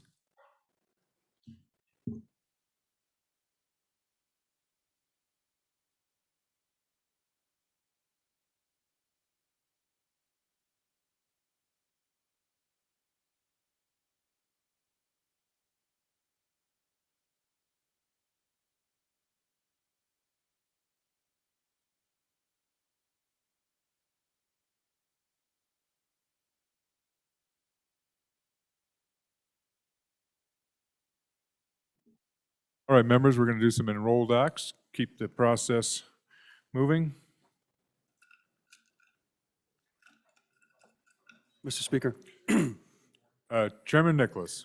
Thank you. So, Mr. Speaker, the JCC is going to meet in 5 minutes in the appropriations room. And just in case I'm not here, I'd like to announce that tomorrow at the noon recess, we will consider the bills that we've already started, including Senate File 773, 112, 106, 90, and 90. Thank you. Thank you. All right, we're at that over business of signing of enrolled acts. First enrolled act, number 1, House Bill 9. Reading clerk. House Enrolled Act Number 1, being original House Bill 9, an act relating to the Eastern Shoshone and Northern Arapaho tribes, clarifying that the Eastern Shoshone and Northern Arapaho tribes may participate in specified economic development programs, omitting separate cooperative agreements for participation, specifying the definition and rule of construction for the cooperative tribal governing body, making conforming amendments, and providing for an effective date, being enacted by the legislature of the state of Wyoming. I'm about to sign enrolled act number 1, being original House Bill 9. I have so signed. Next enrolled act 2. House Enrolled Act 2, being original House Bill 21, an act relating to sales tax exemptions, repealing the sales tax exemption for the sale of the service of transmitting radio waves to a one-way paging unit, and providing for an effective date, being enacted by the legislature of the state of Wyoming. I'm about to sign enrolled act number 2, being original House Bill 21. I have so signed. Next enrolled act number 3. House Enrolled Act Number 3, being original House Bill 30, an act relating to school finance, implementing modifications to the Wyoming Education Resource Block Grant Model, increasing the amount that can be computed for a school district's operating balance and cash reserves, prohibiting expenditures on capital construction during a specified period, and providing for an effective date, being enacted by the legislature of the state of Wyoming. I'm about to sign enrolled act number 3, being original House Bill 30. I have so signed. Next enrolled act number 4. House Enrolled Act Number 4, being original House Bill 37. An act relating to criminal history records, transferring responsibility for the juvenile justice information system to the Department of Family Services, requiring the Department of Family Services to standardize the collection of juvenile justice information, amending requirements for the juvenile justice information to be collected by the department, amending reporting requirements, providing definitions, making conforming amendments, repealing requirements for submitting and maintaining certain juvenile justice information, authorizing a position, providing appropriations, requiring rulemaking, requiring a report, and providing for effective dates, being enacted by the legislature of the state of Wyoming. I'm about to sign Enrolled Act Number 4, being original House Bill 37. I have so signed. Next Enrolled Act Number 5. House Enrolled Act Number 5, being original House Bill 46.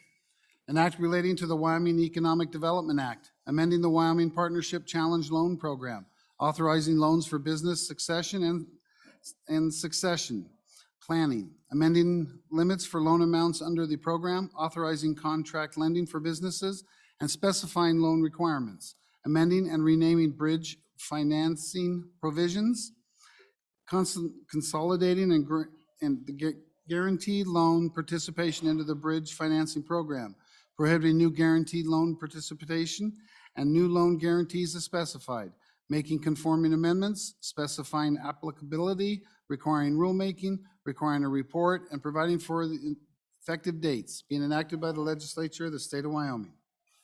I'm about to sign Enrolled Act Number 5, being original House Bill 46.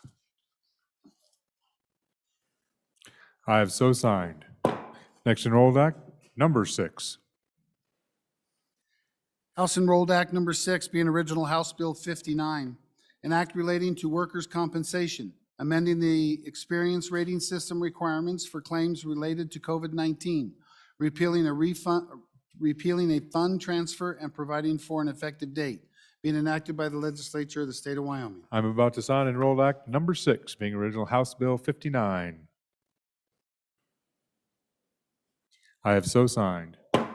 Next Enrolled Act Number 7.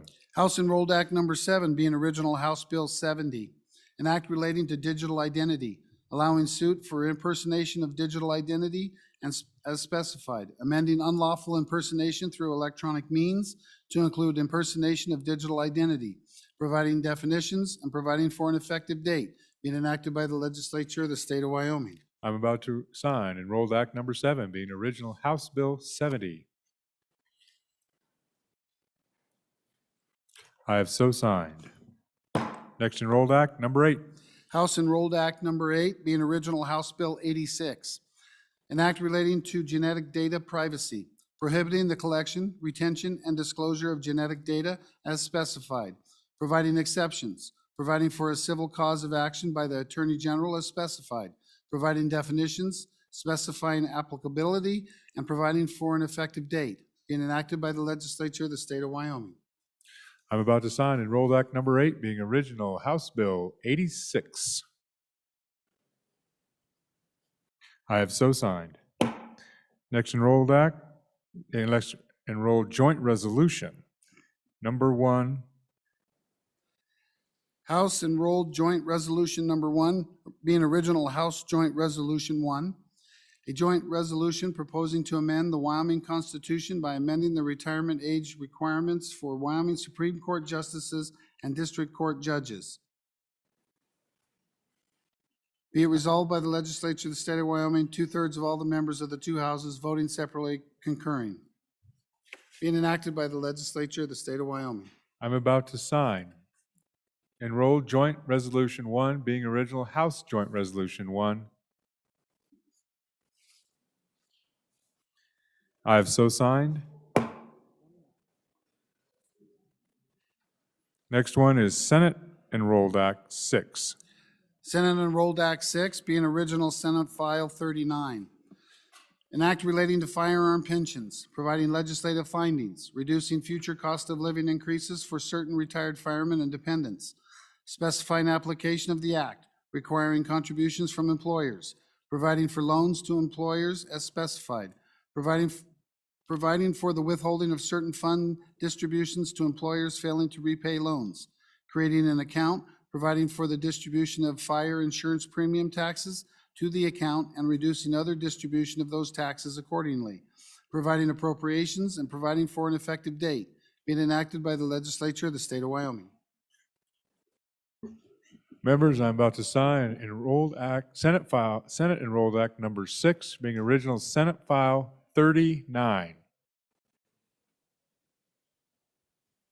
I have so signed. Oh, sorry.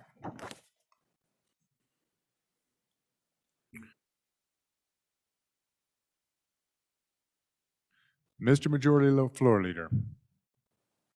Mr. Speaker, thank you. And so the committee of the whole list for today will be always subject to change is 34, 75, 49, 9, 40, 68, 7, 3, and 18, and I may have a change after that. And so, Mr. Speaker, I move that the House resolve itself into committee of the whole. You've heard the motion. All those in favor say aye. All those opposed, no. Chairman Burt.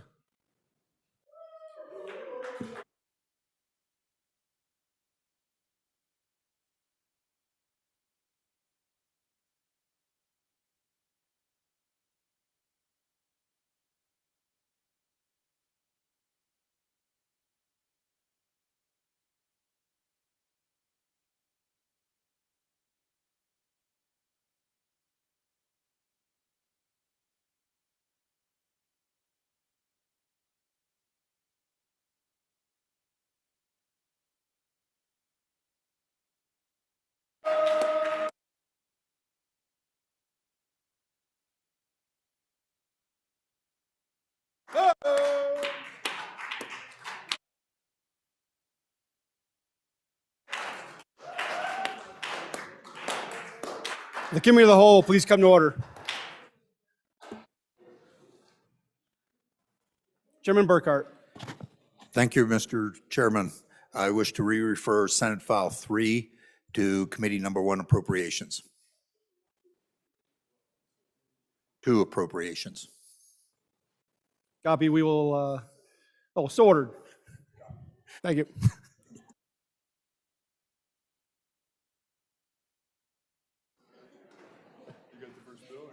I got another privilege. Representative Gray. Thank you, Mr. Chairman. We have some more nurse educators from Casper College. Marge is here, Marge Christensen, Mary Ann Madariaga, and then Karen's here, who's also an instructor at Casper College. And then if we could also have all the nursing students who've come in, please stand if we could welcome them to the House. Thank you.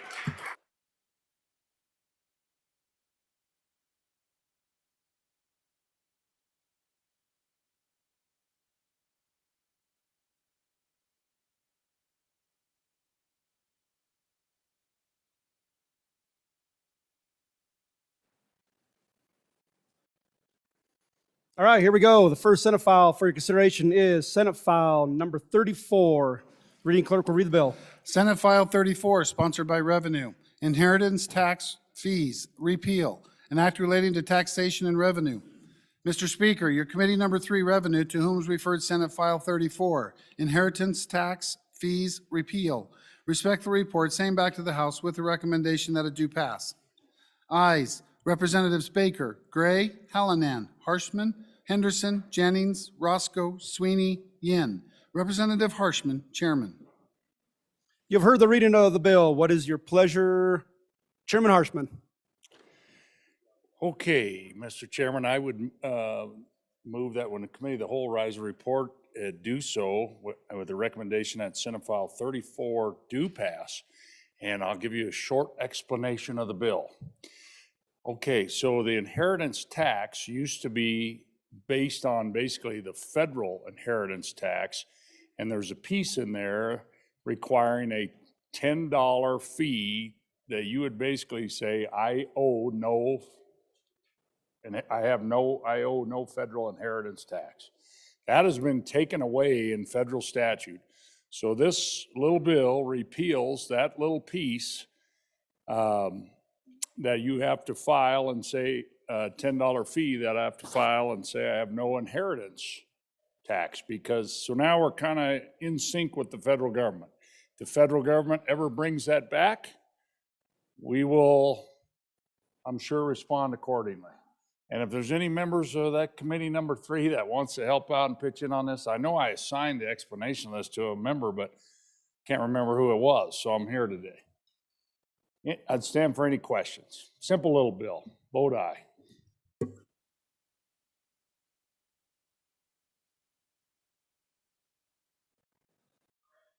Representative Jennings.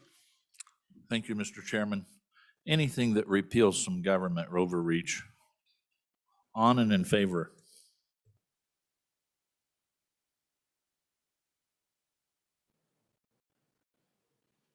You've heard the motion on standing committee, correction, you have heard the motion on the standing committee.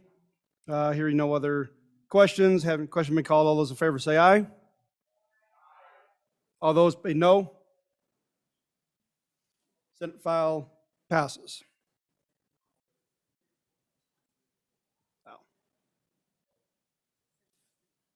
Where are the Senate file 34 passes committee of the whole.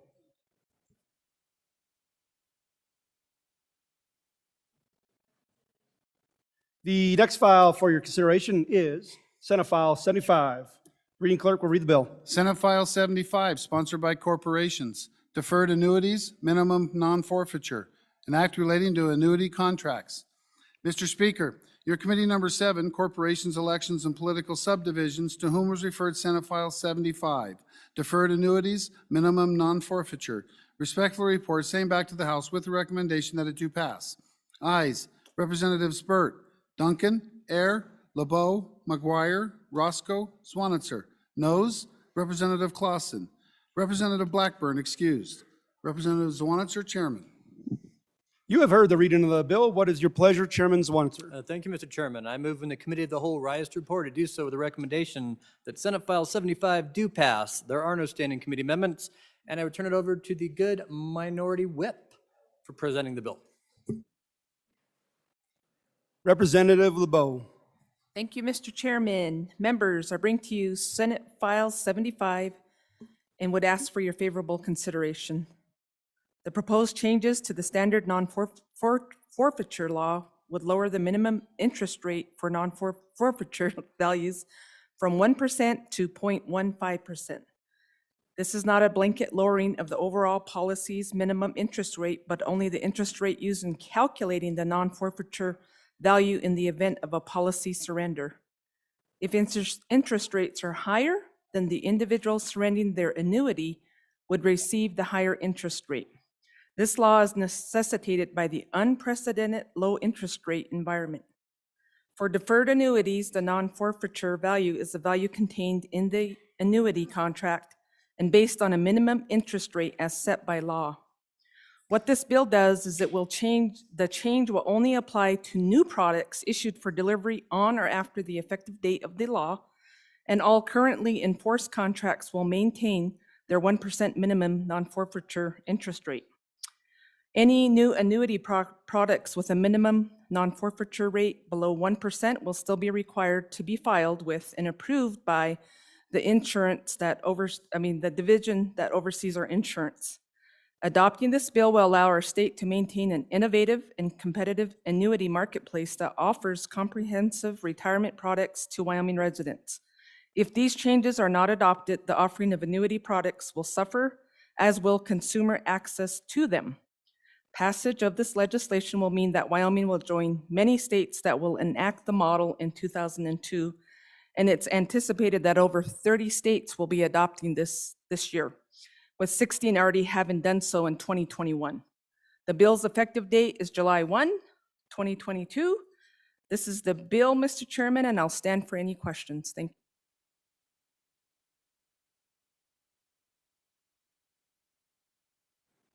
Question being called. All those in favor of Chairman Swanitzer's motion that when the committee of the whole rise to report, do so with the recommendation that Senate 5 do pass. All those in favor say aye. All those opposed say no. Senate File 75 has passed the committee of the whole. Next Senate file for consideration will be Senate File 49. We do have amendments. Oh, correction, take that back. The next Senate file for consideration will be Senate File 49. Reading clerk, please read the bill. Senate File 49, sponsored by Management Audit. Repeal of specified state boards and commissions. An act relating to boards and commissions. Mr. Speaker, your committee number 7, Corporations, Elections, and Political Subdivisions, to whom was referred Senate File 49 engrossed. Repeal of specified state boards and commissions. Respectfully report same back to the House with the recommendation that it do pass. Ayes, Representatives Burt, Clausen, Duncan, Air, LeBeau, McGuire, Roscoe, Swanitzer. Excused, Representative Blackburn. Representative Swanitzer, Chairman. You have heard the reading of the bill. What is your pleasure, Chairman Swanitzer? Thank you, Mr. Chairman. I move in the Committee of the Whole rise to report it do so with the recommendation that Senate File 49 do pass. And while there are no standing committee amendments, before I turn over the discussion on the bill to the good speaker, let me move Committee of the Whole Amendment number 1, which is just LSO cleanup language they caught and put under my name. And so what it does is retrack an amendment from the Senate onto the bill and puts it together correctly. So I'd ask for your favorable aye on the standing or on the Committee of the Whole Amendment number 1, and then turn it over to the good Chairman of Management Audit. You've heard the motion on the standing committee amendment. Correction, Committee of the Whole Amendment. Are you ready for the question? Question has been called. All those in favor say aye. All opposed say no. We are on the Senate file. The amendment has been passed. We're on the Senate file 49. Mr. Speaker. Thank you. Thank you, Mr. Chairman. So members, this Senate file is the work of your Management Audit Committee. And over the last couple of years, following up on our efficiency study that was undertaken in 2016, 17, 18. It was a multi-year process. There was a discussion about how we actually clean up our statutes, how we actually get rid of redundancies or entities that are unneeded and that don't seem to have a functioning purpose. So these were recommendations that the executive branch brought out of that efficiency study to the legislature, to the Management Audit Committee, and said, here are some suggestions. We don't think these fit, or we don't need these anymore. These functions can be dealt with in another way. So let's get rid of these. Part of the reason is some of them just weren't doing anything, hadn't met for years. Some of them there were other entities that were actually, there was multiple entities in this approval process for these policy matters. So take one out that was advisory. And quite honestly, the biggest reason is it's very difficult to get volunteers to do the work that we're asking them to do. And most of them, a lot of these, were not getting any, they were just getting the mileage or the per diem. They were not getting any salary per se. And that goes back to the discussion we've had in this body about what we do for per diem and mileage, et cetera. So anyway, so that is where the bill comes from. It comes from the efficiency study, which we funded, and challenged the executive branch to look at some of the functions of all these advisories and additional councils, et cetera, and try to whittle them down so we have the, become more efficient process-wise. So that's what it is. There are several of these, and I'll just read them out of the bill, out of the title itself. Palliative Care Advisory Board. That one's sunsetted by date. In the statute, it was sunsetted when it came to a certain date, so we're just taking that out of the statute. We don't need that anymore. The next one is Food Safety Council. That's also another entity dealing with that within the Department of Agriculture. Advisory on underground water. Again, there's another entity that does those things. The Board of Control within the state engineers. Health Benefits Plan Committee. This is a committee that kind of dealt with the benefits that we have for, I believe this is the Title 35, so this would be the Medicaid program. So that's being dealt with in another way now. In fact, as you know, we actually authorize every benefit that's available by statute. We list them out by statute. We add one. If folks want one, we have to add it by statute. But there's other ways we actually value those benefits, and that goes through another entity. The State Employee Compensation Commission. Really, it was kind of a rubber stamp type place where A&I, the governor, they're already doing those. Our HR department within that oversight administrative agency takes care of that. We didn't need that. Public Television Council. Well, as you know, public television is dealt with on a particular campus in our state. Their trustees have a role in that. And then there's a state, another state entity, and the legislature as the funders who are in that process. So was there a need for another council in that process? The underground, I said I did the underground water one. Oh, there's another one, underground water wide, the division one. Another, we had a statewide advisory, then we had one per division for the water, multiple water divisions. Again, there was a feeling that, one, it's hard to get folks to actually participate, and two, is it necessary? The executive branch suggests it is not. So, Mr. Chairman, I think I've covered all of them. So you'll see there are statutory changes. As you go, they'll line out different, as you go through the bill, they're lining out different things. And then at the end, there is on page 15, there's those repealers, and those repealers will associate with those different boards or commissions or advisory councils or whatever they may be. With that explanation, I'll be glad to stand for questions, Mr. Chairman. Madam Chairman Wilson. Thank you, Mr. Chairman. I do have a question. So on the Palliative Care Council, picking up on, well, the bottom of page 6, and I remember the bill that created this. And so the sunset date for the Palliative Care Council and the program is a year and a bit away, and yet the repealer is on the bottom of page 15, includes that council. So if I could just understand clearly, are we repealing the council a year early? And if so, could you just summarize what the successes have been and why we're repealing it a year early, I guess? Speaker Barlow. Thank you, Mr. Chairman. So I think the repeal has to do with the reports and all the activities that they were assigned to by statute, by this body, based on that legislation, have been completed. So there was no my recollection, and I apologize, I didn't dig that one out specifically, but my recollection is we gave them a certain amount of time to accomplish these duties, and they have accomplished those duties, and so it was felt like that advisory council could actually be dissolved or removed from statute. And if there's another reading and if someone finds that I'm incorrect, we can also alter the repeal date within our section 6 or 7, or excuse me, 3 or 4, because as you see, that some of these don't have the same repeal date. We've actually made some accommodation, but my recollection is they'd accomplished everything we'd asked them to do. Time to move them on. That's why we had a sunset. Now we can get rid of that. Thank you, Mr. Chairman. Representative Henderson. Thank you, Mr. Chairman. Just a kind of a two-part question. I like the objective of this proposed legislation. My question is two-part. One, would this be an opportunity to perhaps consider some committees and boards and councils that maybe we could consolidate? And then also, could we, in doing that, we refer to the palliative care one, and there's a transition process probably in each of these.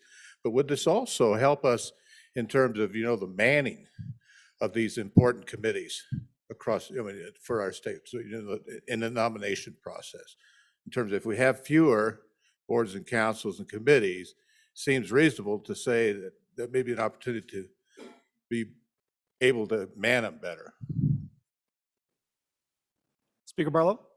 Thank you, Mr. Chairman. So members, this is the first step of what that efficiency study talked about. First of all, get rid of the low-hanging fruit, the stuff that may not be functional, needed, required, otherwise giving us value. The next step, to the good representative's point, is, are there more? And the executive branch continues to look at these and look for efficiencies or reductions. And then I think you will see the executive branch also come back to us to your point, which came out of also suggested in the efficiencies, are there combinations? Are there boards that can be combined? Are there advisory councils that can be combined? We have a department that takes care of our environment that has multiple advisory boards. Can there be some consolidation in them for some both streamlining and to have experts that, broad range experts and things like that? So like I said, I anticipate this is a first step, and we will continue in the Management Audit Committee to continue to have that. Management Audit Committee, as you know, as some of you may know, we became the home committee to that administration and information agency that we deal with. They're the ones that are bringing these suggestions on behalf of the executive branch, and I'd be glad to stand for more questions. Thank you, Mr. Chairman. Any other discussion on the bill? Question being called. All those in favor of Chairman Swanis's motion that when the committee of the whole rise to report it, do so with the recommendation that Senate file number 49 do pass. All those in favor say aye. All those opposed say no. Senate file 49 has passed the committee of the whole. Majority Floor Leader Summers. Mr. Chairman, thank you. There was an inaccurate notice on the House Appropriations meeting. So it was noticed for tomorrow at noon. It's tomorrow 8 a.m. to hear Senate File 106, 73, 90, 112, and 80.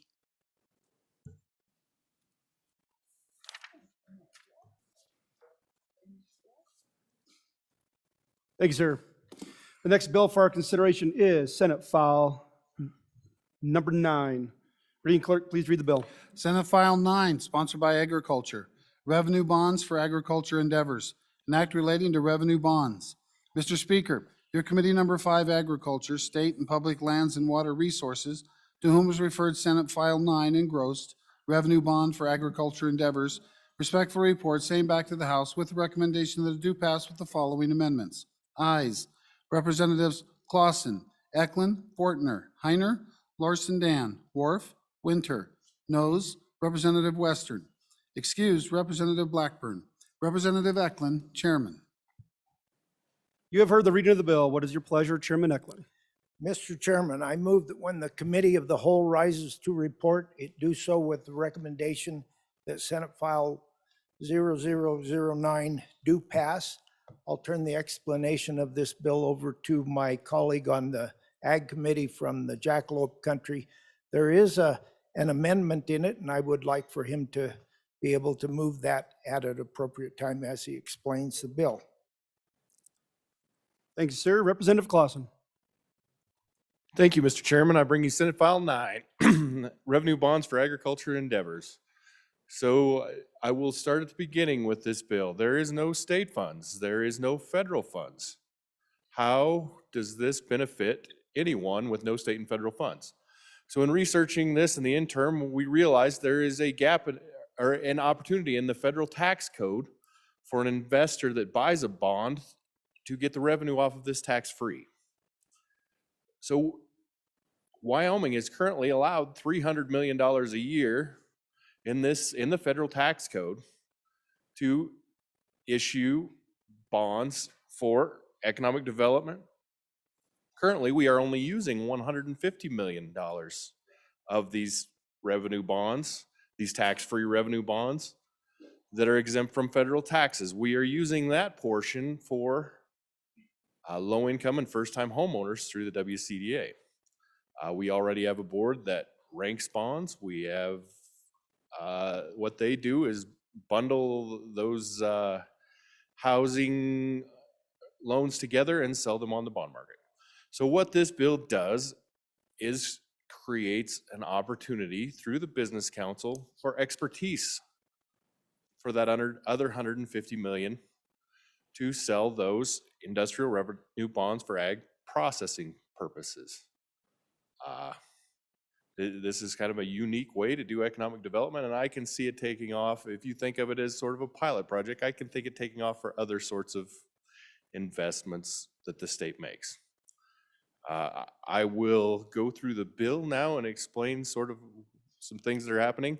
You can look at the fiscal note and you will see that in this fiscal note there is simply a shift of time. There is no appropriation. I will start on page 2, and if you go to the bottom of page 2 and on to page 3, it says, neither the state nor any political subdivision of the state or local government entity shall use any public funds to invest in or purchase any bonds issued in this section. That means the state won't buy them. You go down further, and it says the SLIB board may review and may object to the council on any bond if the bond may be considered a general obligation of the state. That means the state won't buy them again. Moving on. If we go to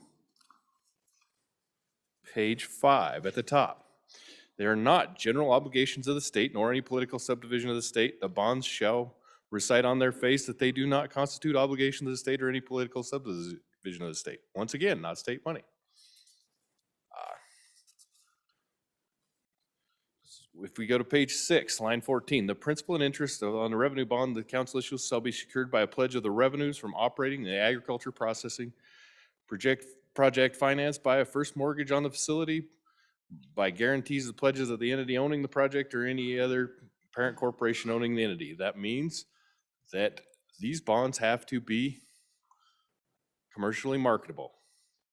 That means that the revenue generated from these processing facilities pay the bond. That means no federal, no state money. You have to have a project that is marketable industrial, which is pretty high bar. We go to page 7. May require any additional payments negotiated to the bondholder to be made either in a lump sum, retirement of the bond, just a little extra there. Let's see, moving on to page 9, line 22. No one bond will be over $50 million, so that limits the size, so it's not all taken by one project. Page 10, line 4, will be headquartered and organized in Wyoming under the laws of the state of Wyoming. And line 7, fall within the United States Small Business Administration small business size standards. So this doesn't mean a giant. A colossal will come in and take advantage of this. You have to be in this size of business. Let's see, I will move on to, let me go on here. Some definitions. I'll move on to the amendment because this is sort of a unique part. The Senate put on an amendment. If you go to page 10, line 12 through 15, and it is again in page 13's line 15 through 18's. It says, this strikes some language that the Senate put in. So not be seeking council financing for a project that would directly compete with an existing business entity or a person in a similar industry classified within the same county. So the House committee decided, since this is all private money, it's a private project, it is simply a conduit to get the work done, the technical expertise, that we should allow competition in this port. And that is the amendment, and with that, I will move the amendment to strike that language unless there's conversation about the amendment.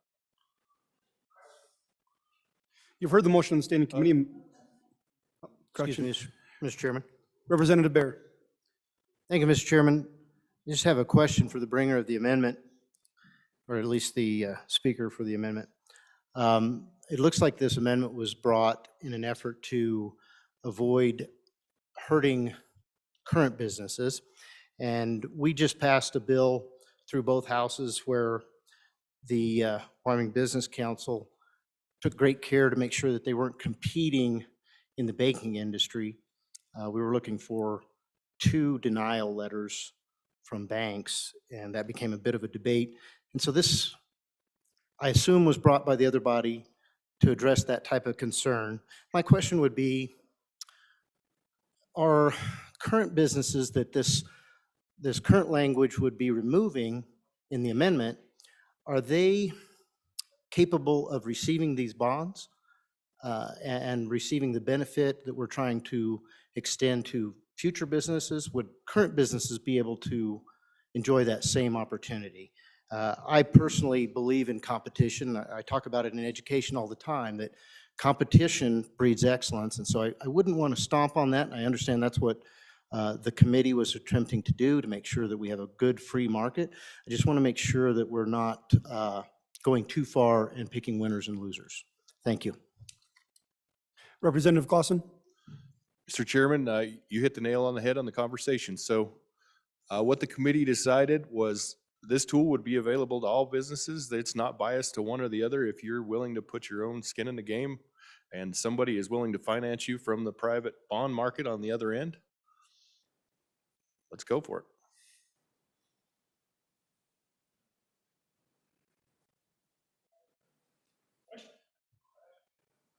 Question being called. You've heard the motion on the standing committee amendment. Are you ready for all those, a question has been called. All those in favor say aye. Aye. All those opposed, no. Standing committee amendment number 1 has been adopted. We're back on the bill. Madam Chairman Wilson. Thank you, Mr. Chairman. So I do have a question. This is the first I looked at this, and the explanation was good, but I just want to be clear that I understand this. I mean, kind of a neat thing. It looks like we're able to, if I understood it was, I don't know if it was authorized by the IRS or what, we're able to issue tax-exempt bonds through the state, but then we turn over the proceeds of the bonds to the private agricultural processing project, and the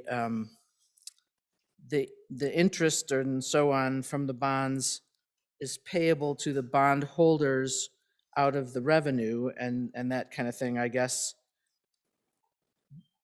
And I maybe didn't hear the beginning. I mean, I think this sounds kind of neat. I wouldn't mind owning some, but how many other, do we have other bond issues that we've issued through the Business Council where we give a private business the ability to have tax exempt bonds in this way? Representative Clausen. Thank you, Mr. Chairman, and to the good representative from down here in Cheyenne. We currently can do this through counties. So this is available through counties. My county tried to do it. They couldn't get the bonds sold because, quite frankly, they didn't have the expertise and the network available. So currently through the Business Council, the way I understand it, no, this would be unique. However, that is sort of the point. So since this is housed in the counties, we would need 23 different sets of expertise. The whole idea behind this is to house the expertise in one place, and by the way, they think they already have it. To do these things, we have a person there that is qualified to rate bonds, rate the businesses, and go through the ins and outs, and they think they are qualified to get this project off the ground. Chairman Burkhart. Thank you, Mr. Chairman. Just a couple comments. And I think it's a great idea to look at what we can do for our agricultural producers and that. But I think we need to really take a long, hard look at this bill and really read it and understand it. Your Minerals Committee looked at bonding issues this past year and determined that a lot of bonds that could be issued for energy development and that would currently be considered in the junk bond category, meaning they'd have to pay 16 to 18% because there's no real collateral with some of these projects, and I can't determine quickly reading this bill what the collateral would be on some of these projects. It may be just someone's good word. So I'm not necessarily against the bill, but I think we need to exercise a lot of caution on anything we do with bonding. There is some evidence that even though the council may be an arm's length instrumentality of the state, I think we've called it, may not mean that the state could get off scot-free and not have to pay for these bonds in the end. I like the idea, but just some caution. I'd like to see a lot more definite things in here based on what I've learned over the past year on bonding. So thank you, Mr. Chairman. Representative Clausen. to the good chairman of transportation, that's exactly the beauty of this. So you have to have a marketable product. If it goes to junk bonds, you don't have a marketable product. You're paying 16, 18% is not going to be a viable project, and it's not going to go forward. That's kind of the beauty of this whole bill and this whole process is if it doesn't fly, you're not going to get there. Representative Henderson? Thank you, Mr. Chairman. I'm sorry if I missed this. I had to take my laptop down to get it looked at, but could you help me in a few words understand why this bill is needed, given all the things that are done for the good agriculture sector right now? What will this bill do that isn't being done? Representative Clausen? Thank you, Mr. Chairman, to the good Vice President of Revenue, or Vice Chairman of Revenue. So what this bill does that isn't needed, if you remember 2 years ago when we had a complete breakdown in our supply chain, when grocery store shelves were empty, when we had basically livestock backed up, unable to be processed, this was something we started 2 years ago, and it is geared at that very issue, getting some more processing. So if you'll remember back, we did some matching funds for small processors. This would go more into the commercial scale, the industrial scale, commodity scale. It would provide some opportunities for some financing that aren't there. It may never be used, but it's a tool out there that if somebody has a project that's big and they want to go through this avenue, we will have the expertise available that they can go through this conduit.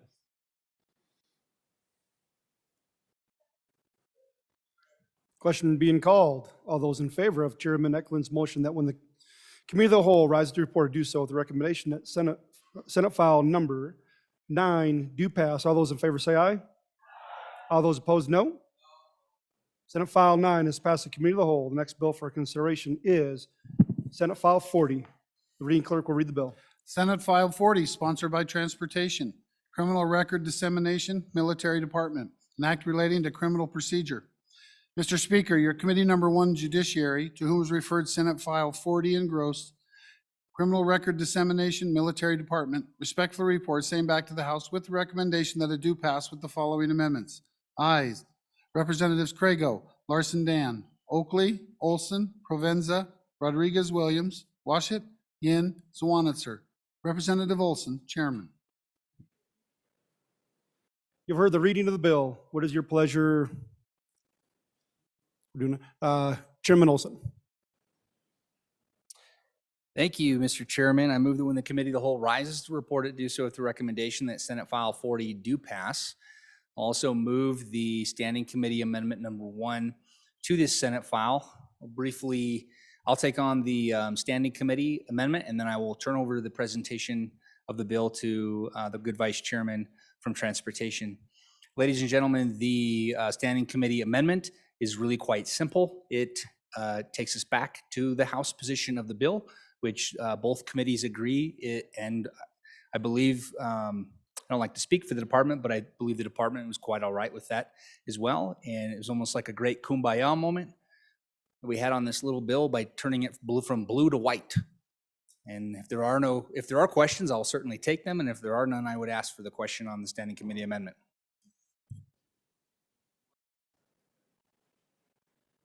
You've heard the motion on the Standing Committee Amendment. Question being called. All those in favor say aye. All opposed, no. Standing Committee Amendment Number 1 has been adopted. We are back in the bill. Vice Chair McGuire. Thank you, Mr. Chairman and friends of the Wyoming House.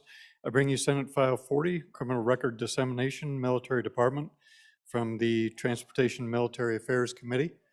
I'd also like to just note for everybody that my chairmen are like my children. I love them all equally.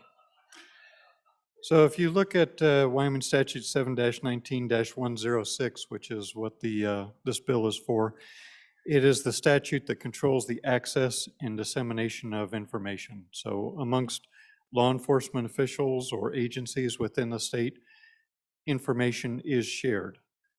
Including in that is the department that deals with our families, the department that deals with health, our health provider licensure, real estate licensure, optometry, homeland security, and the list goes on and on. The list currently also includes the military department, but it went on to say for prospective employees or volunteers. And so what the ask is in this particular bill is to expand that to include current employees, current department individuals, and also to include completed investigations. So as you go on and you look through the rest of the statute, just to let you know, that information is protected in statute. It goes on at the end of the statute to say, this information shall only be used for purposes that are lawful and under the laws of the state. It also goes on to include, and I think this is important for everybody to hear and see, so it goes on to say that no criminal justice agency or individual employed by the agency shall confirm the existence or non-existence of criminal history. So can neither confirm nor deny, language that you always like to have in there. The language also goes on, the rest of the statute, or excuse me, the rest of the bill goes on to talk about fingerprinting and has mirror language within the fingerprinting. So the final portion of this is, again, what it's doing is the military department is asking to be able to look at this information, including completed investigations, not only for prospective employees, but also current employees. And the reason for that is to go, as they are looking for increased training, deployment, mobilization decisions, or for security clearance matters. So with that, I would stand for questions. Question being called. All those in favor of Chairman Olson's motion that when the committee of the whole rises to report, they do so with the recommendation that Senate file number 40 do pass. All those in favor say aye. All those opposed, no. Senate file 40 is passed the committee of the whole. Next Senate file for our consideration is Senate file 68. The reading clerk will read the bill. Senate File 68, sponsored by Blockchain, Decentralized Autonomous Organizations Amendments, an act relating to corporations. Mr. Speaker, your committee number 1 Judiciary, to whom was referred Senate File 77 engrossed, name change, duration of residency requirement, respectfully report, same back to the House with the recommendation that it do pass. Ayes, Representatives Crago, Larson Dan, Oakley, Olson, Provenza, Rodriguez Williams, Washit, Yin, Swanitzer. Representative Olson, Chairman. You have heard the reading of the bill. What is your pleasure, Chairman Olson? Thank you, Mr. Chairman. I move that when the committee of the whole rises to report, it do so with the recommendation that Senate file number 68 do pass. There are no standing committee amendments. In fact, there were no amendments. This bill is still white, which is how we like to see them on the, I guess, depending on your perspective. But this bill, ladies and gentlemen, really is a cleanup bill. 1 year ago, you were provided legislation that created a supplemental act to Title 17 for limited liability companies. And this bill goes through and cleans up some of the language in Title 17, just to give you an example of how simplistic some of these cleanups are. For example, the word share appears in the supplement when shares refer to your ownership interest in a corporation, whereas a member's interest is how we refer to an interest in a limited liability company. So that's just an example of what the cleanups look like across this bill. And then there is one real substantive provision, and that comes to us towards the end of the bill. Trying to find the exact page number. Comes to us towards the end of the bill, and what it deals with is, since the creation of this supplement 1 year ago, we had 130 of these organizations filed. 125 of them were brand new, 5 were conversions, and about a dozen or so of those organizations that were filed with the office that oversees the certification of these organizations failed to have what is called a public identifier. And so what we did is, when working with that office that oversees the creation of these entities, the office said, hey, we really don't have any mechanism to deal with that. We just approve. So how can you help us? And so this bill helps by basically providing this, if you will, a 30-day grace period for someone who has filed an organization, didn't list a public identifier. They have 30 days, they get this notice, come back, give us your public identifier. If they still fail to do that, then it defaults to administrative dissolution. So that's probably the only, that really is the only substantive portion of this. I would really characterize everything else as cleanup language, but I would certainly take any questions. And I do see the good chairman of minerals. Representative Western? You were up there first, so. No? All right. Chairman Greer. Thank you, Mr. Chairman. So just a couple of things. We moved away from a member managed LLC, which a year ago was a pretty big issue in dealing with a DAO. So now it can be a single member, and then the ownerships are expressed through smart contracts, is how I understand this. And these, and I like a little bit of a definition for the body on the smart contract, so they understand what they're voting for. My real question when I look at this, so there's 2 points well, there's 3. One is this explain the difference between a smart contract and an operating agreement, and how that affects people coming in and out with their ownership, and how that's tracked. So I think it's important we understand that because we are the state sponsoring and standing behind these types of business entities. I think that's important. 2 is comes with the issue of so if you don't have your member identifier, or I forget, you guys have lots of fancy terms you use, and I not very good with them.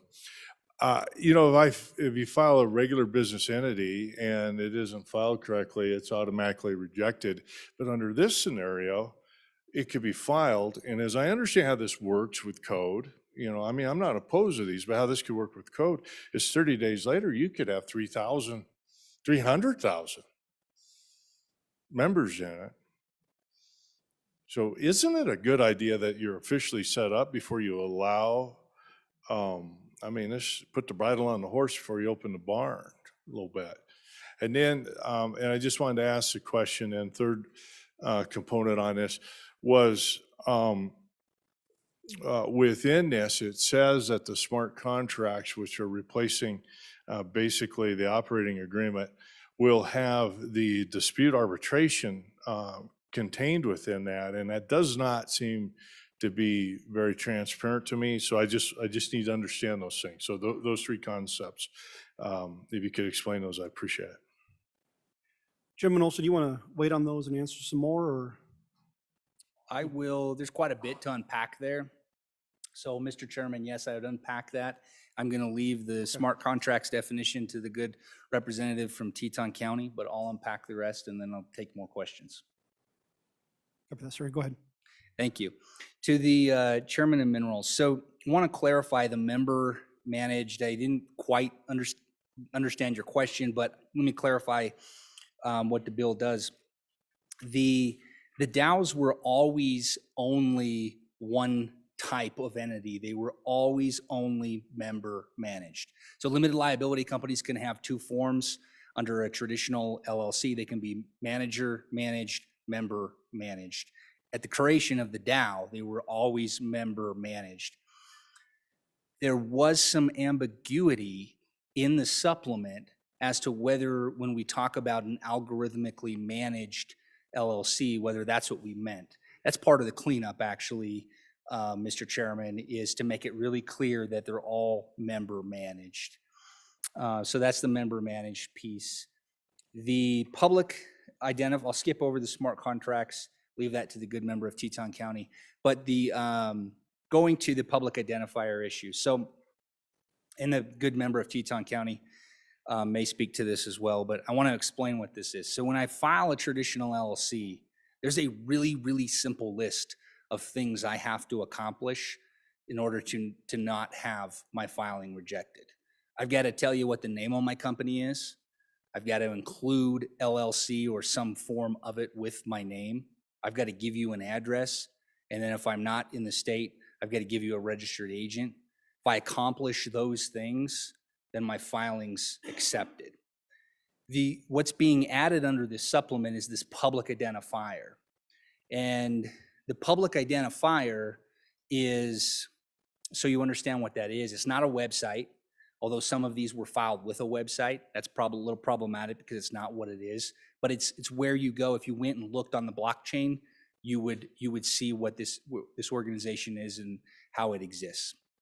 So it's a little more complicated than I think what our office has dealt with in the past, where it's just checking boxes to see if it has an address. This is a little bit more. So it's definitely taken the office some time to really understand how to check that box and make sure it's there. You know, the office itself has requested this 30-day limbo period. So I do appreciate the good chairman of minerals is absolutely correct. It is a little different. If you file a traditional LLC and you don't have all your boxes met, it's rejected and you start over. It's really not the end of the world, though. If you missed, I file LLCs all the time as an attorney. If I missed a box for some reason, I would just put the info back in and refile it. In fact, I'm probably filing it online. It's probably taking me less than 15 minutes to create, and the box just won't let me move to the next screen unless I put the info in. The system tells me it's not there. That's the difference between 90% or whatever. That's anecdotal, but I'm sure you could ask the office how many are filed online. Pretty much every LLC is. You can't get the submit button if the box isn't filled in. With the public identifier, you put in a website and hit the button, it goes through. So it's a little bit different scenario. And you know, it is a consumer protection piece, so we know what's being set up. But one last little thing I'll say to that is this, and I think it's really important for the body to appreciate. Without these amendments, number one, this law already exists. Number two, even without that supplement, you can still set up a DAO in Wyoming or anywhere in the country. You don't need the supplement to do it. The supplement was created just as a form of, hey, if you want to create your operating agreement, which is done through the smart contract, here's what it could look like. Here's a template that you could do that without having to hire the good chairman of minerals or his office or my office or whoever to create the operating agreement for you. It's just a template.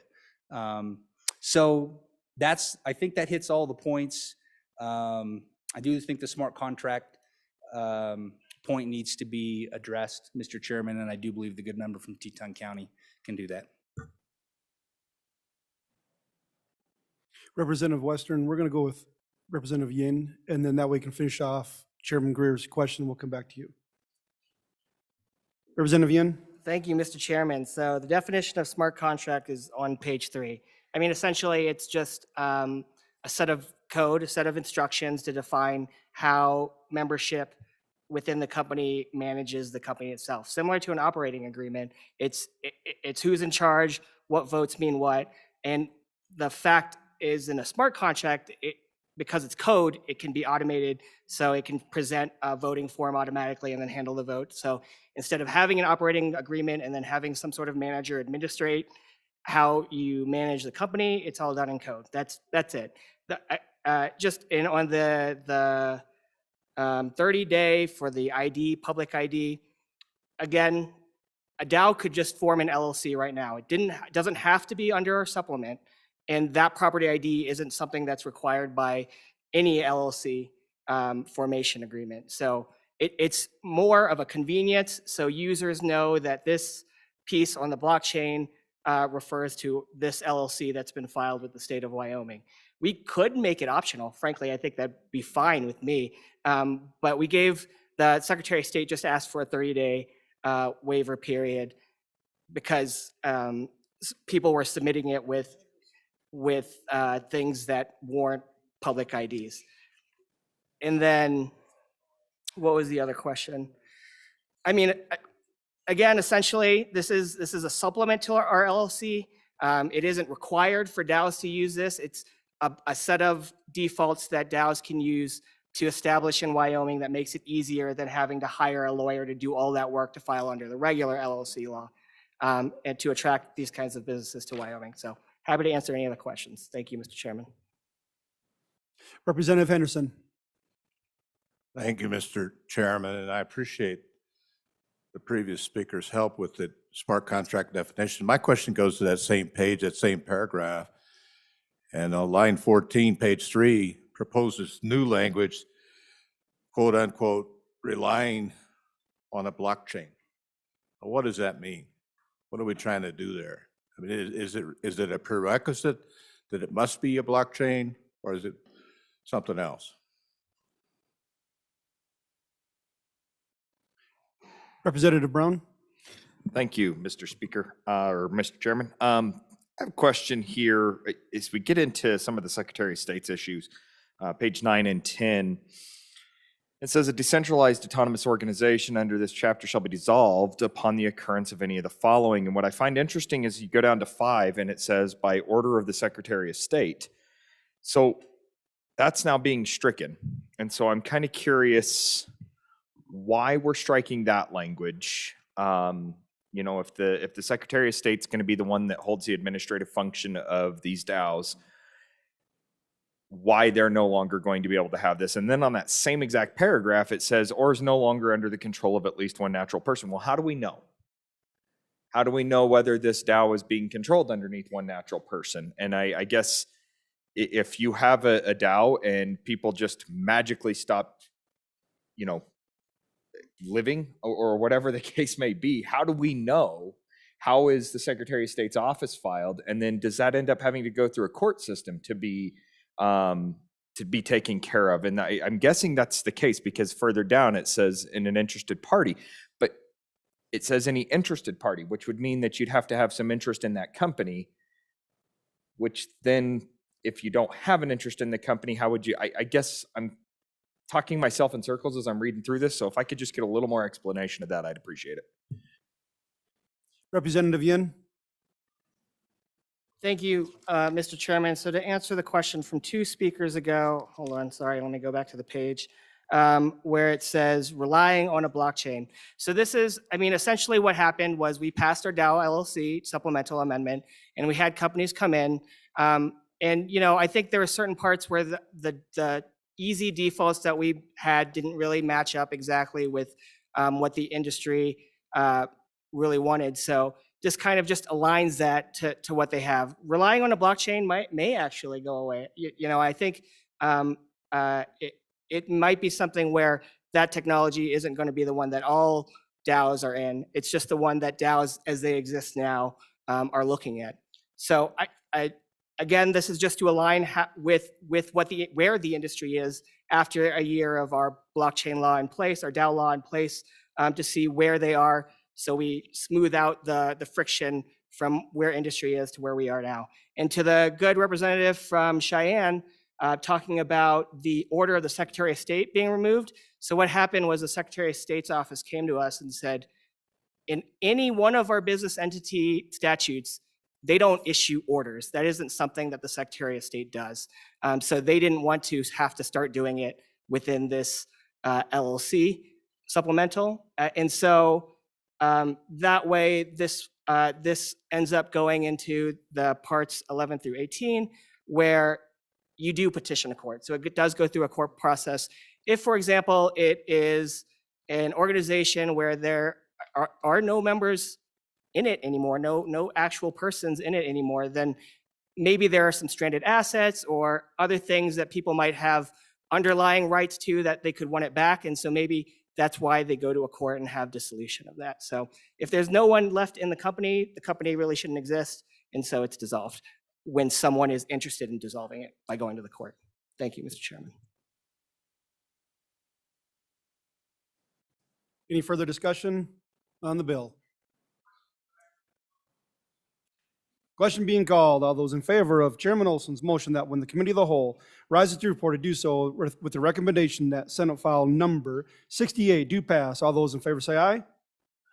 All those opposed say no. Senate file 68 has passed the committee of the whole. Mr. Majority Floor Leader. Mr. Chairman, thank you. I'm going to interrupt the order to pull a bill in here. And so it'll be Senate File 98, it's an appropriations bill and we kind of need to get moving on it. So then it'll be followed with the rest of the order that we had lined up, which was Senate File 7, 3, and 18.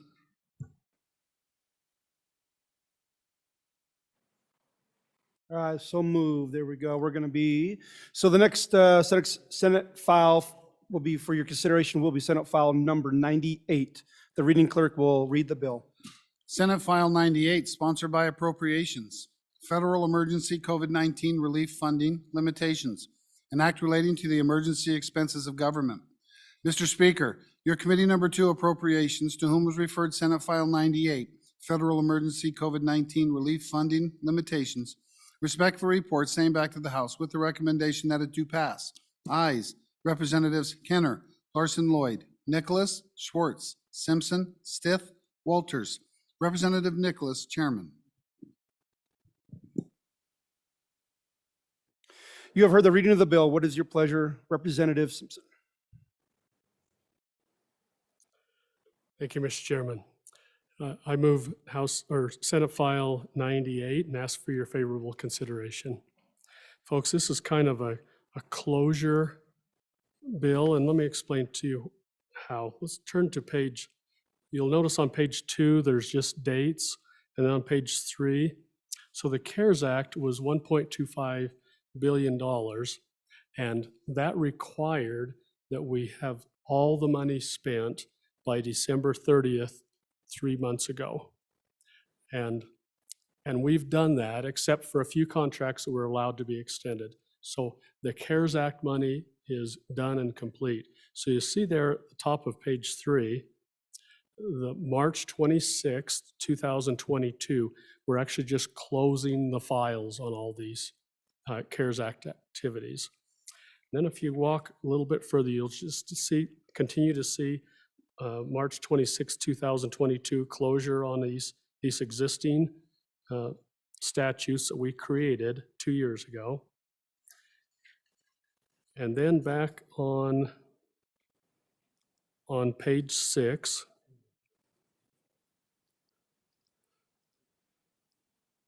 so then all of a sudden we start talking about the American Rescue Plan Act funds that are now incorporated in. And we gave the chief executive the authority and the opportunity to spend some of that money while we were out of session. And so now we're coming to a close, and you remember on our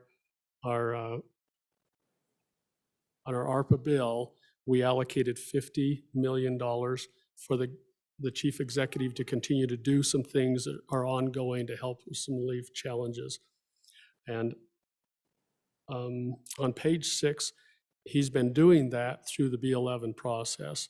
But this little section here basically just says that that time has ended.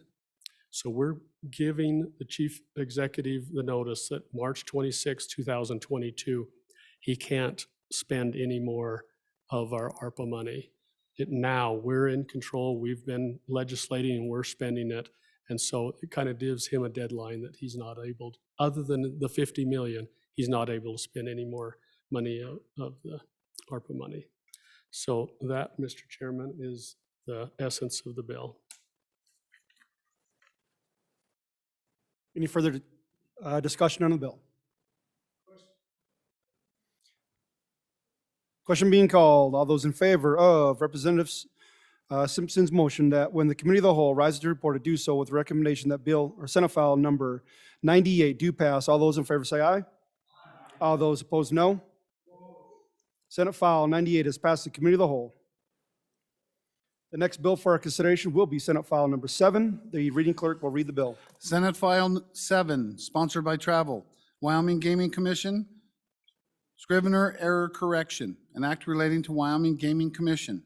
Mr. Speaker, your Committee Number 6, Travel, Recreation, Wildlife, and Cultural Resources, to whom was referred Senate File 7, Wyoming Gaming Commission, Scrivener Error Correction. Respectfully report, same back to the House with the recommendation that it do pass. Ayes, Representatives Banks, Flitner, Haroldson, Jennings, Knapp, Newsom, Sweeney, Williams, Winter. Representative Flitner, Chairman. You have heard the reading of the bill. What is your pleasure, Madam Chairman Flitner? Mr. Chairman, thank you. I move that when the Committee of the Whole rises to report, it do so with the recommendation that Senate File 7 do pass. And I will further explain the bill. So you ask, what is a scrivener's error? I will tell you. Generally speaking, a scrivener's error is an unintentional mistake in the drafting of a contract. Examples include typing an incorrect word, number, or letter, or omitting a word or words, even in an entire provision of the contract, and in this case, statute. A scrivener's error contained in 2021 Senate File 56 unintentionally repealed 2020 Wyoming Session Law, Chapter 114, in its entirety, rather than just the codified provisions of that legislation. The scrivener's error resulted in a bill that repealed statutory provisions that were created or amended through 2020 Wyoming Session Law, Chapter 114, which impacted our Wyoming Gaming Commission. The repeal caused two major concerns. The commission was altered back to that of the commission that existed prior to the passage of Senate File 56, so that our tribal rep and our law enforcement rep no longer have authority to vote on commission-involved issues. They now serve as non-voting executive advisory representatives and continue to participate in commission meetings and business in advisory capacities. Secondly, the authority of the commission's law enforcement officers is unclear because they are no longer included under the definition of peace officer under Title 6 and 7 of Wyoming statute through their employment by the commission. This change also implicates the authority for allowing those personnel to continue to take part in the Wyoming retirement system. The passage of Senate File 7 is urgent and important to correct these repeals. And I will stand for any questions, and if there are no questions, I'll call for the question.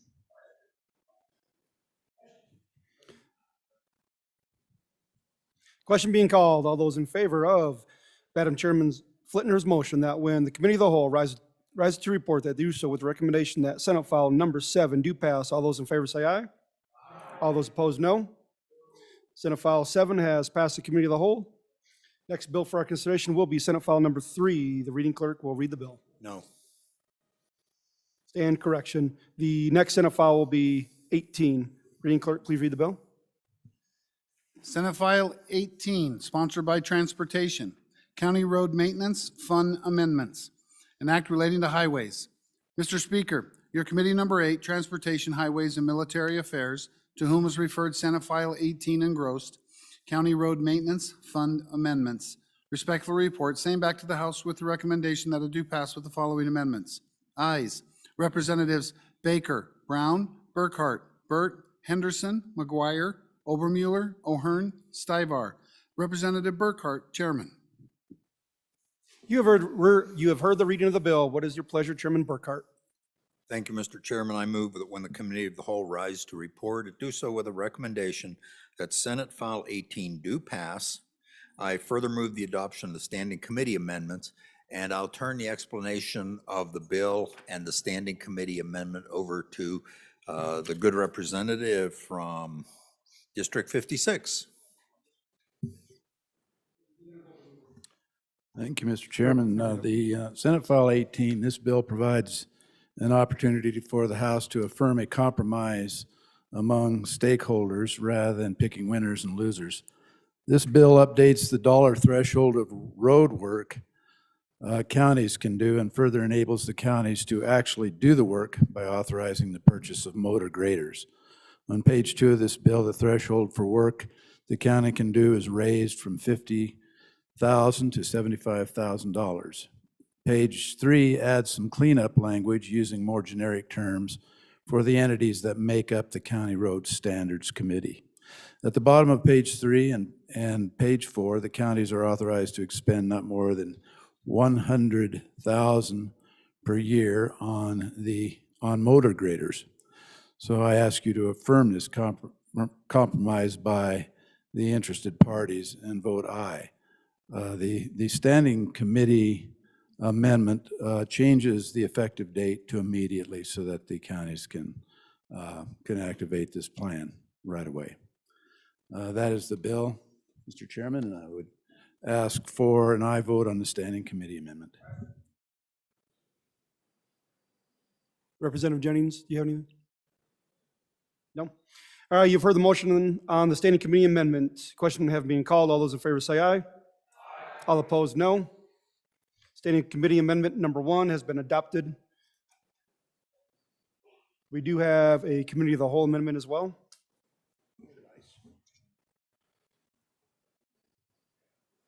Representative Harrelson. Thank you, Mr. Chairman. At this time, I withdraw my standing committee amendment. We are back on the bill. Representative Jennings. Thank you, Mr. Chairman. So on page 3, if the good bringer could explain to me a couple things here. What problem are we trying to fix? And is this a new committee that's going to be appointed that takes this over, and who they take it over from? How does that, it looks to me like we're changing the process of how we get to this committee. Could you talk a little bit more about that? Representative Obermuller. Yeah, thank you, Mr. Chairman. Thank you, Representative. It's not a new committee. It's basically it's cleaning up the language and using more generic terms to describe who's on the committee. For example, the 3 members nominated by the new language is an association representing Wyoming county commissioners rather than the county commissioners. Number 2 is the association representing Wyoming consulting engineers and surveyors. And the other one is the association representing the highway construction contractors. So it's basically putting into statute how it actually works to begin with. And could you, if there's another part of this question, could you repeat that, please? Chairman Burkhart.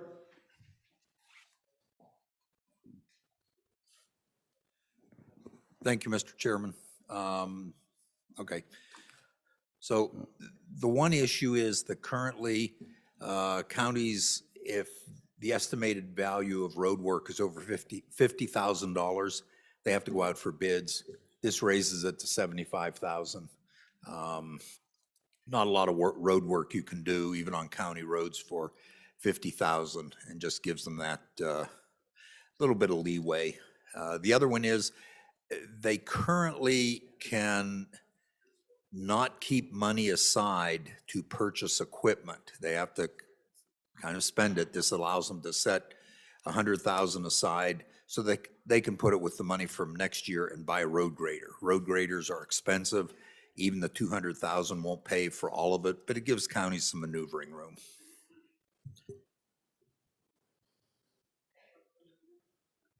Representative Jennings. Thank you, Mr. Chairman. So actually, my question goes to the part of where originally this was by the Wyoming County Commissioners or Wyoming Association of Consulting Engineers.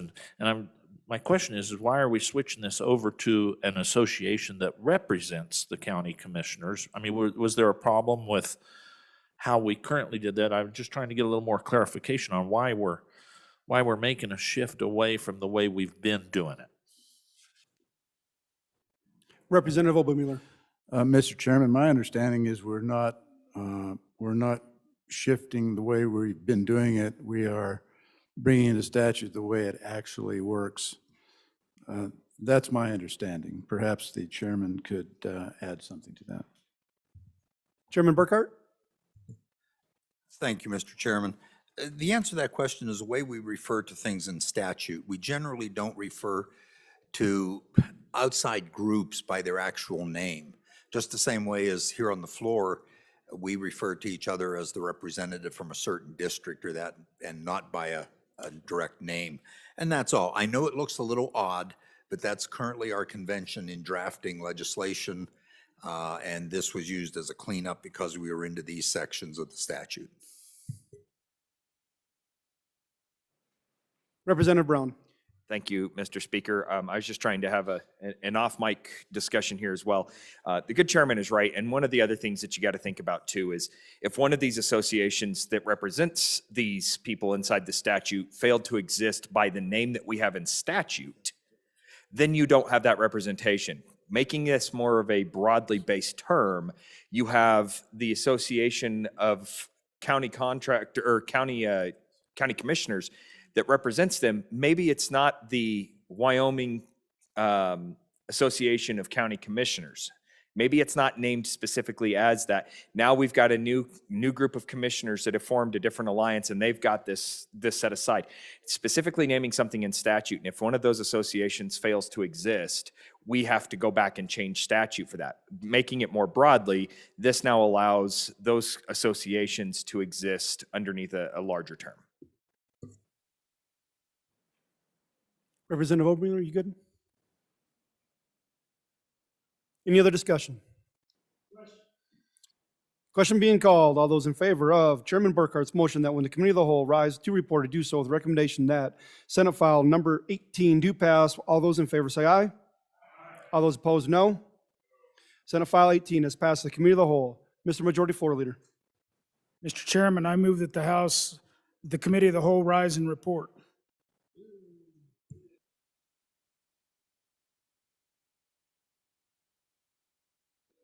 You've heard the motion from that all.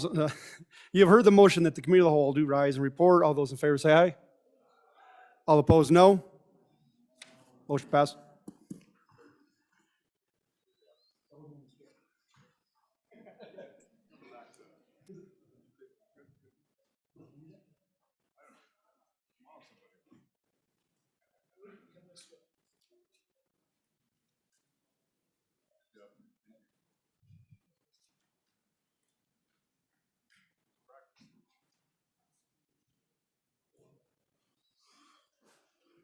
Reading clerk will read the committee of the whole report. Mr. Speaker, your committee of the whole, having had under consideration bills on general file, begs leave to report as follows. Senate File 34, do pass. Senate File 75, do pass. Senate File 49, do pass amended. Senate File 9, do pass amended. Senate File 40, do pass amended. Senate File 68, do pass. Senate File 98, do pass. Senate File 7, do pass. And Senate File 18, do pass amended. Representative Burt, Chairman. Chairman Burt. I move the adoption of the committee of the whole report. You've heard the motion. All those in favor say aye. Those opposed, no. Congratulations, Chairman Burt.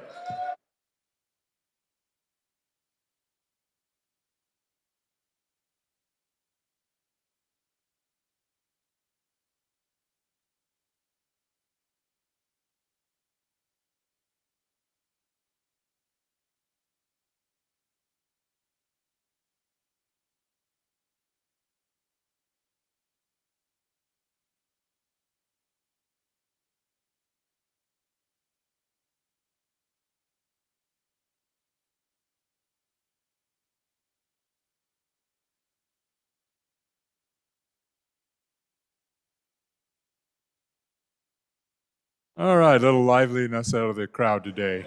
Took you till 5 o'clock. All right, standing committee reports.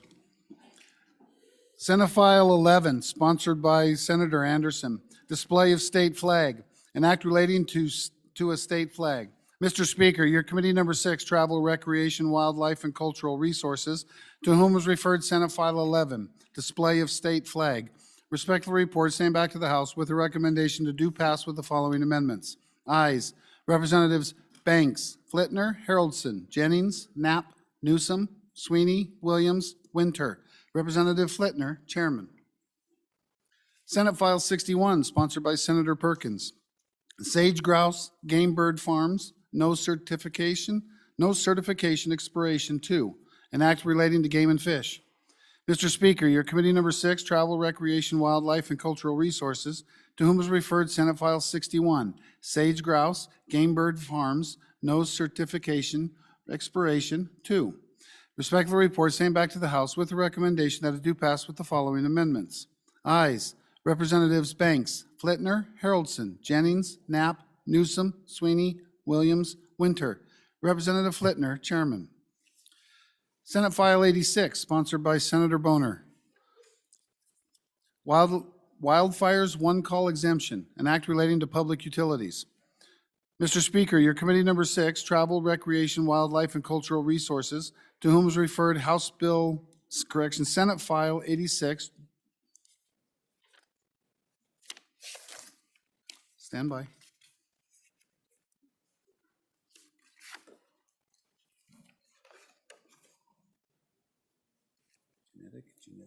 Genetic data. Not the same data. Wildlife one, 86. There's this one, grab this one. It's not, that's the standing committee report. And it's not the same data? Genetic data, 86, okay. It's not what it says. Stand by on 86. Senate File 41, sponsored by Senator Cost. Expanding Next Generation 911, an act relating to the administration of government. Mr. Speaker, your committee number 8, Transportation, Highways, and Military Affairs, to whom was referred Senate File 41, expanding Next Generation 911, respectfully report same back to the House with the recommendation that it do pass with the following amendments. Ayes, Representatives Baker, Brown, Burkhart, Burt, Henderson, McGuire, Obermueller, O'Hearn, Stivar. Representative McGuire, Vice Chairman. Senate File 92, sponsored by Senator Landon. Driver's license renewal or extension exception, an act relating to motor vehicles.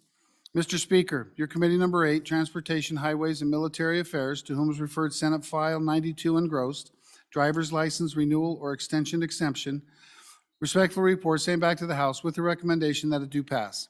Ayes, Representatives Baker, Brown, Burkhart, Burt, Henderson, McGuire, Obermueller, O'Hearn, Stivar. Representative McGuire, Vice Chairman.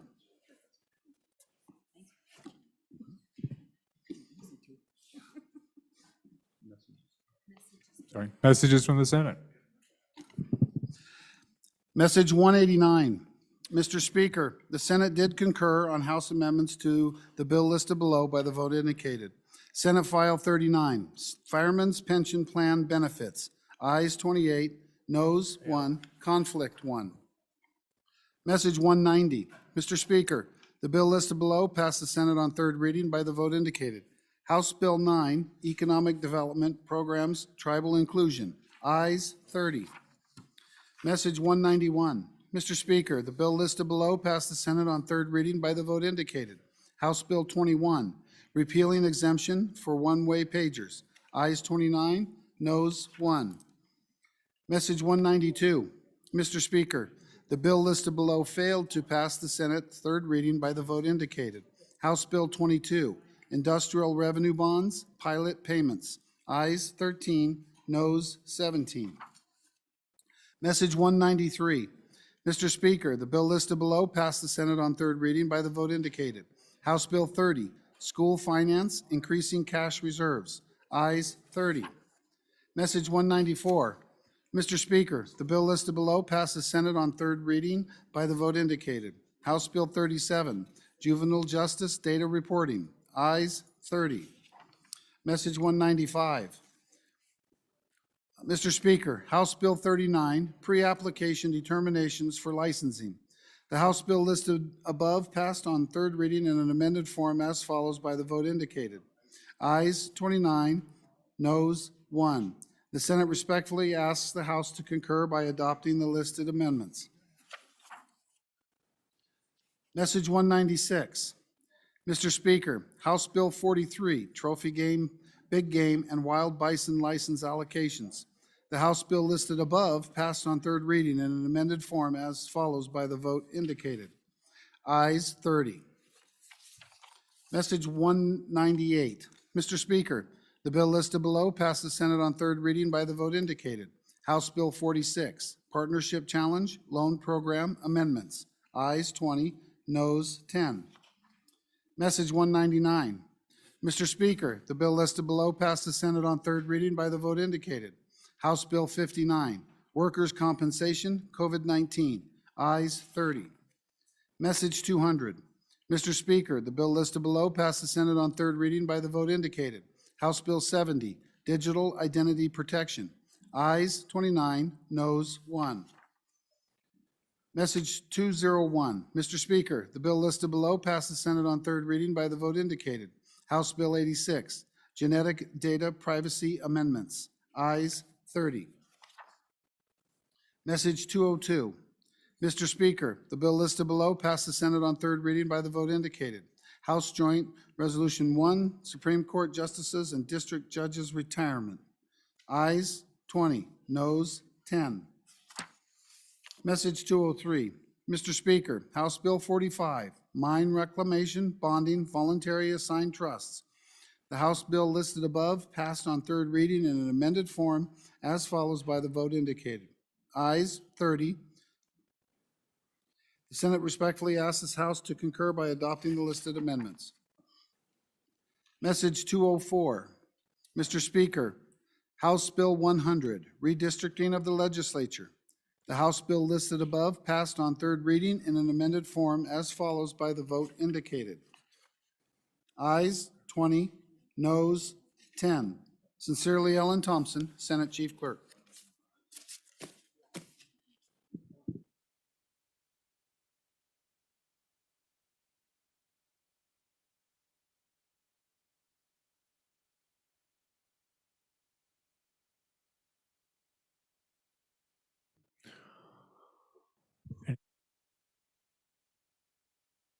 Mr. Majority Floor Leader, that clears the desk. Mr. Speaker, thank you. Ladies and gentlemen, your committee of the whole list tomorrow. We're still trying to work down through committee bills. So it will be Senate File 26, 38, 32, 10, 48, 47, 19, 27, and then 101 and 102. And Mr. Speaker, I move that the House adjourn until 10 a.m. tomorrow, the 4th day of March, 2022. Committee announcements. Chairman Zwanitzer. Thank you, Mr. Chairman. Your committee number 7, Corporations, Elections, and Political Subdivisions, will meet tomorrow upon noon recess, and EO5 to hear the following 2 bills. Senate File 55, Insurance Sandbox. That's a continuation, should be about 10 minutes. And then we'll take up Senate File 36, Pharmacy Benefit Managers Act enhancements. You're all welcome to come join. Chairman Paxton. Thank you, Mr. Speaker. Your committee number 4, Education, will not meet tomorrow, but will meet on Monday to consider one bill, Senate File 62. Any other announcements? Any other announcements? Chairman Greer. Yeah, Mr. Speaker, your committee number 9, Minerals Business Economic Development, will meet tomorrow at 9. That's 9 a.m. And we'll have a continuation testimony on Senate File 84. Thank you. Any other members? Any other announcements? Any other announcements? Okay, members, I'm going to make a couple announcements. Tomorrow we'll begin concurrences. We'll have 3 concurrences for tomorrow. There were 39, House Bill 39, 43, and 45. As I mentioned earlier, you can find those concurrence reports on that left-hand side under the bill page, and it'll be the bottom thing. It'll be engrossed or introduced copy, engrossed copy, and then digest or think, maybe fiscal note, and then the last thing will be concurrences. That is where your concurrences will be. There will not be a paper copy. You will also have read the messages, heard the messages from the Senate this afternoon, or this evening, or first thing in the morning. You will get an email from our LSO staff on redistricting. It will summarize what the Senate actions were, and a map, and then some tables, etc. And so I want us to be thinking about how we're going to approach how it affects your district, your communities, and maybe if you want to reach out to your county clerks, find out what they may be hearing or seeing or thinking or doing. And then we'll likely take that up on Monday, to see what this body wants to do. And I think we will also consider having a caucus on it, maybe even tomorrow, caucus on redistricting, and we'll work with you. But take a look at those things tonight, just so you know the difference in the positions, because that's what we're going to get a request for concurrence on. So with that, seeing no further business, you heard the Majority Floor Leader's motion that we adjourn and reconvene at 10 a.m. the 4th of March, 2022, which will be our 15th day, 75% of our session being complete. All those in favor, please say aye. Those opposed, no. We are adjourned.